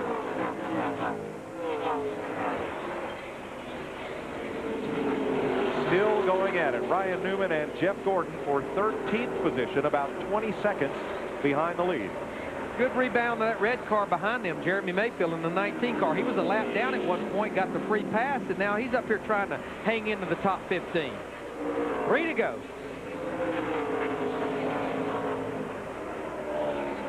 So far, and they're getting ready to come into some heavy traffic, and that could really help Michael, because Kurt Busch doesn't like to go high. He gets hung up behind one of these lap cars here. That could open the door for that outside.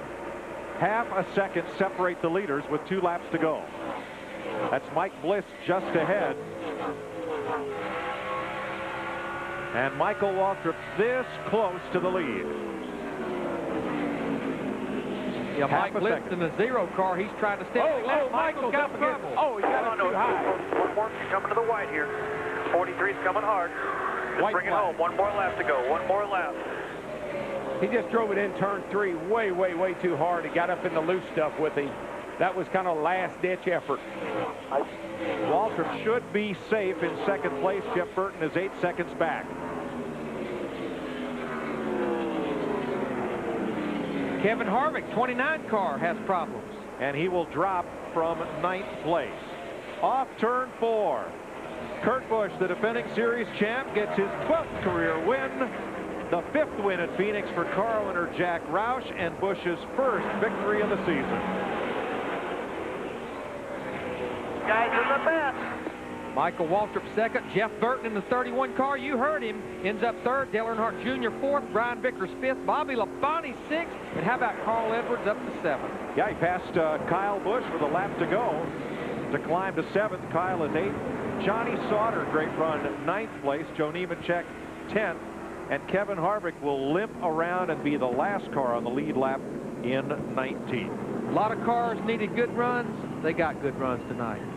12 times in his career now, Kurt Busch has led 100 or more laps in an XL Cup race. Tonight he led 219. And for the 6th time, make that the 7th time in those 12 races, he is going to victory lane.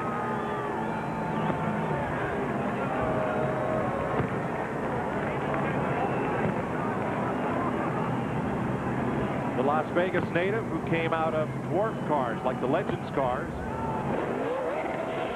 How about that? I don't know if we've seen one of those. A reverse burnout.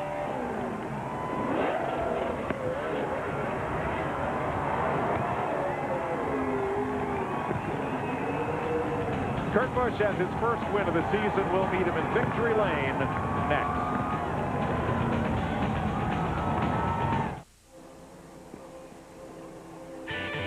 Welcome to the Nextel Post-Race Show, brought to you by Nextel, helping NASCAR groups get things done. NASCAR and Nextel, partners in speed.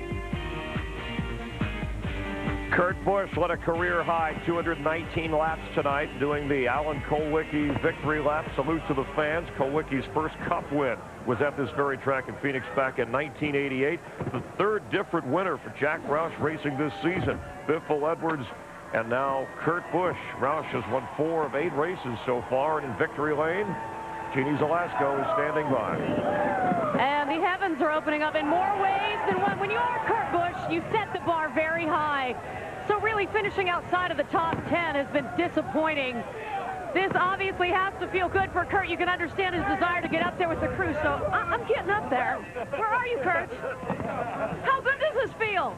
This is probably one of our best wins. It was really a true effort. You know, one of those laps where you think you've got everything put together and then something slips, and then one of those runs where you think it all, you have put it together and it slips. And just, you know, tribute. Timeout. A tribute to what my team can do.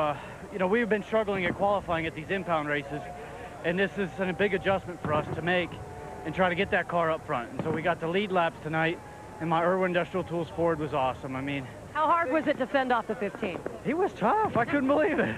He was awesome. I used my tires up getting up to the lead, and then I took it cool when we got there, but man, he was strong. But just, I think our motor is what pulled us through, because we haven't been able to run the gears we want, so we've got to go work at a different range for our RPM. So I'm real excited. I mean, our team is awesome. These guys did it for us. So just one thing after another. I mean, Sharpie, we didn't get a win for them yet. Crown Royal, we're working on it, as well as Smirnoff Ice. Well, congratulations, Steve, with the guy who turned up the heat on you. Congratulations. That's a fact. Jeannie, thanks a lot. And Michael, Kurt was just talking about what a great battle he had with you. You drove your heart out, but you kept bouncing off that wall. You're driving so hard. I just ran out of talent. I saw Kurt, and I wanted to win so bad. Napa, Domino's, Best Western, Oreo, cookies, Coca-Cola. I say all that real fast because sometimes you can't get it in. I learned from Bobby Kennedy driving the Aaron's Dream Machine. If somebody believes in you and they know what they're doing, you can succeed no matter what kind of driver you got. And Tony Jr. and the boys just believe in my ability, and I love them. Life is good.